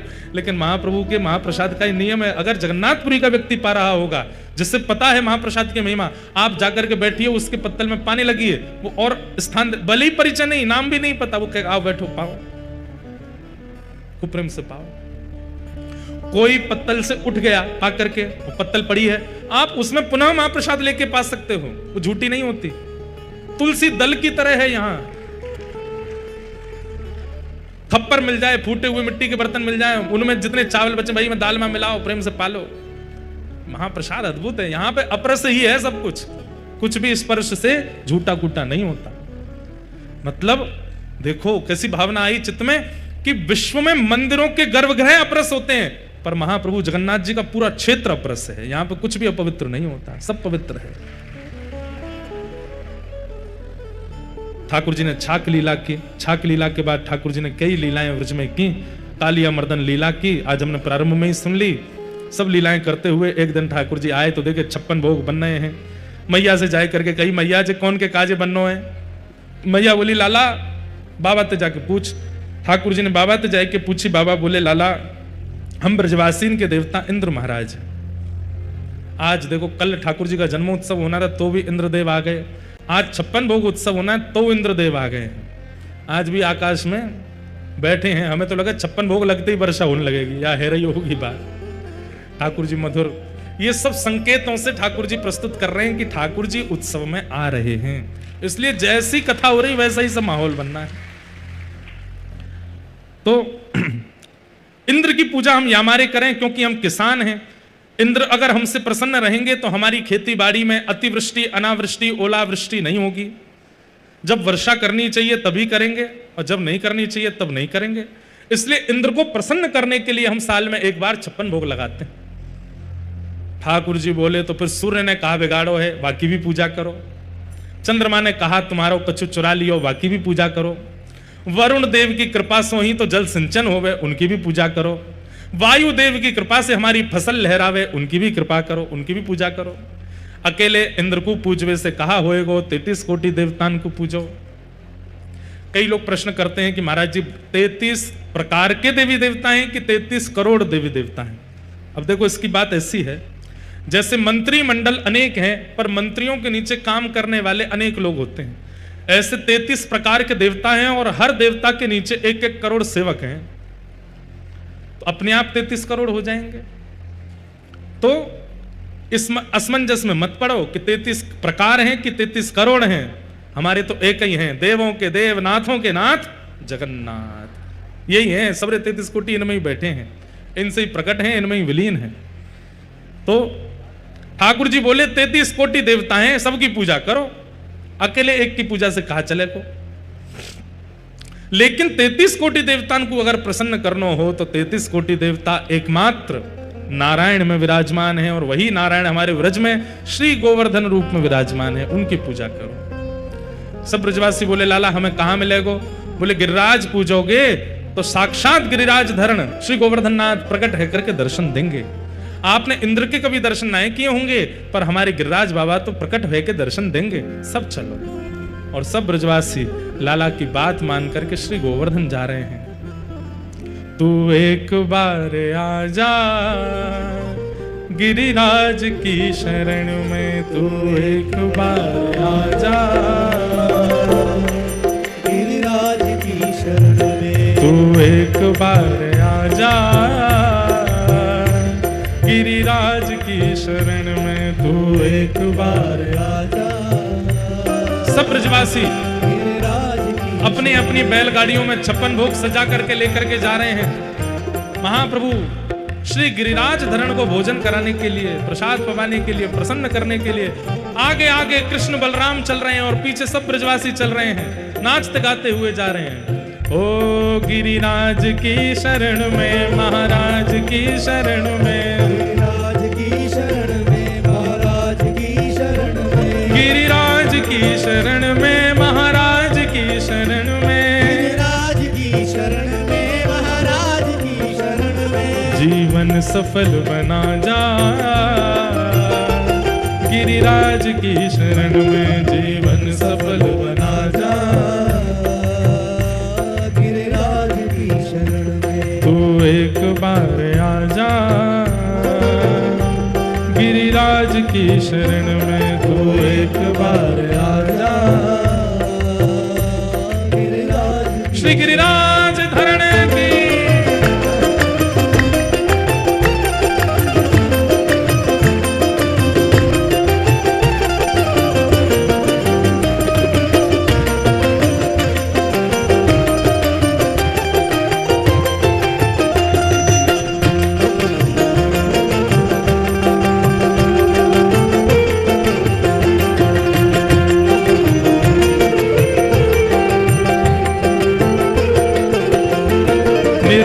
हृदय रहेगा गिरिराज की शरण में, रहेगा गिरिराज की शरण में, निर्मल हृदय रहेगा गिरिराज की शरण में, निर्मल हृदय रहेगा गिरिराज की शरण में, उत्सव महान होते गिरिराज की शरण में, उत्सव महान होते गिरिराज की शरण में, तू रंक हो या राजा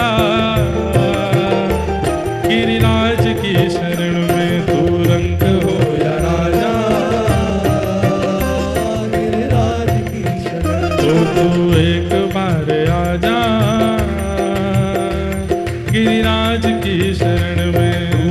इंद्र कोप कीनो ब्रज को बहाए दीनो, इंद्र गोप कीनो ब्रज को बहाए दीनो, जब इंद्र कोप कीनो ब्रज को बहाए दीनो, जब इंद्र गोप कीनो ब्रज को बहाए दीनो, सुरपति मान मारो गिरिराज की शरण में, सुरपति मान मारो गिरिराज की शरण, गिरिराज धरण प्रभु तुम्हारी शरण, गिरिराज धरण प्रभु तुम्हारी शरण, गिरिराज धरण हम तुम्हारी शरण, गिरिराज धरण हम तुम्हारी शरण, ओ गिरधन हम तुम्हारी शरण, प्यारे गोवर्धन हम तुम्हारी शरण, ओ गिरिराज धरण हम तुम्हारी शरण, गिरिराज धरण हम तुम्हारी शरण, ओ गिरिराज हम तुम्हारी शरण,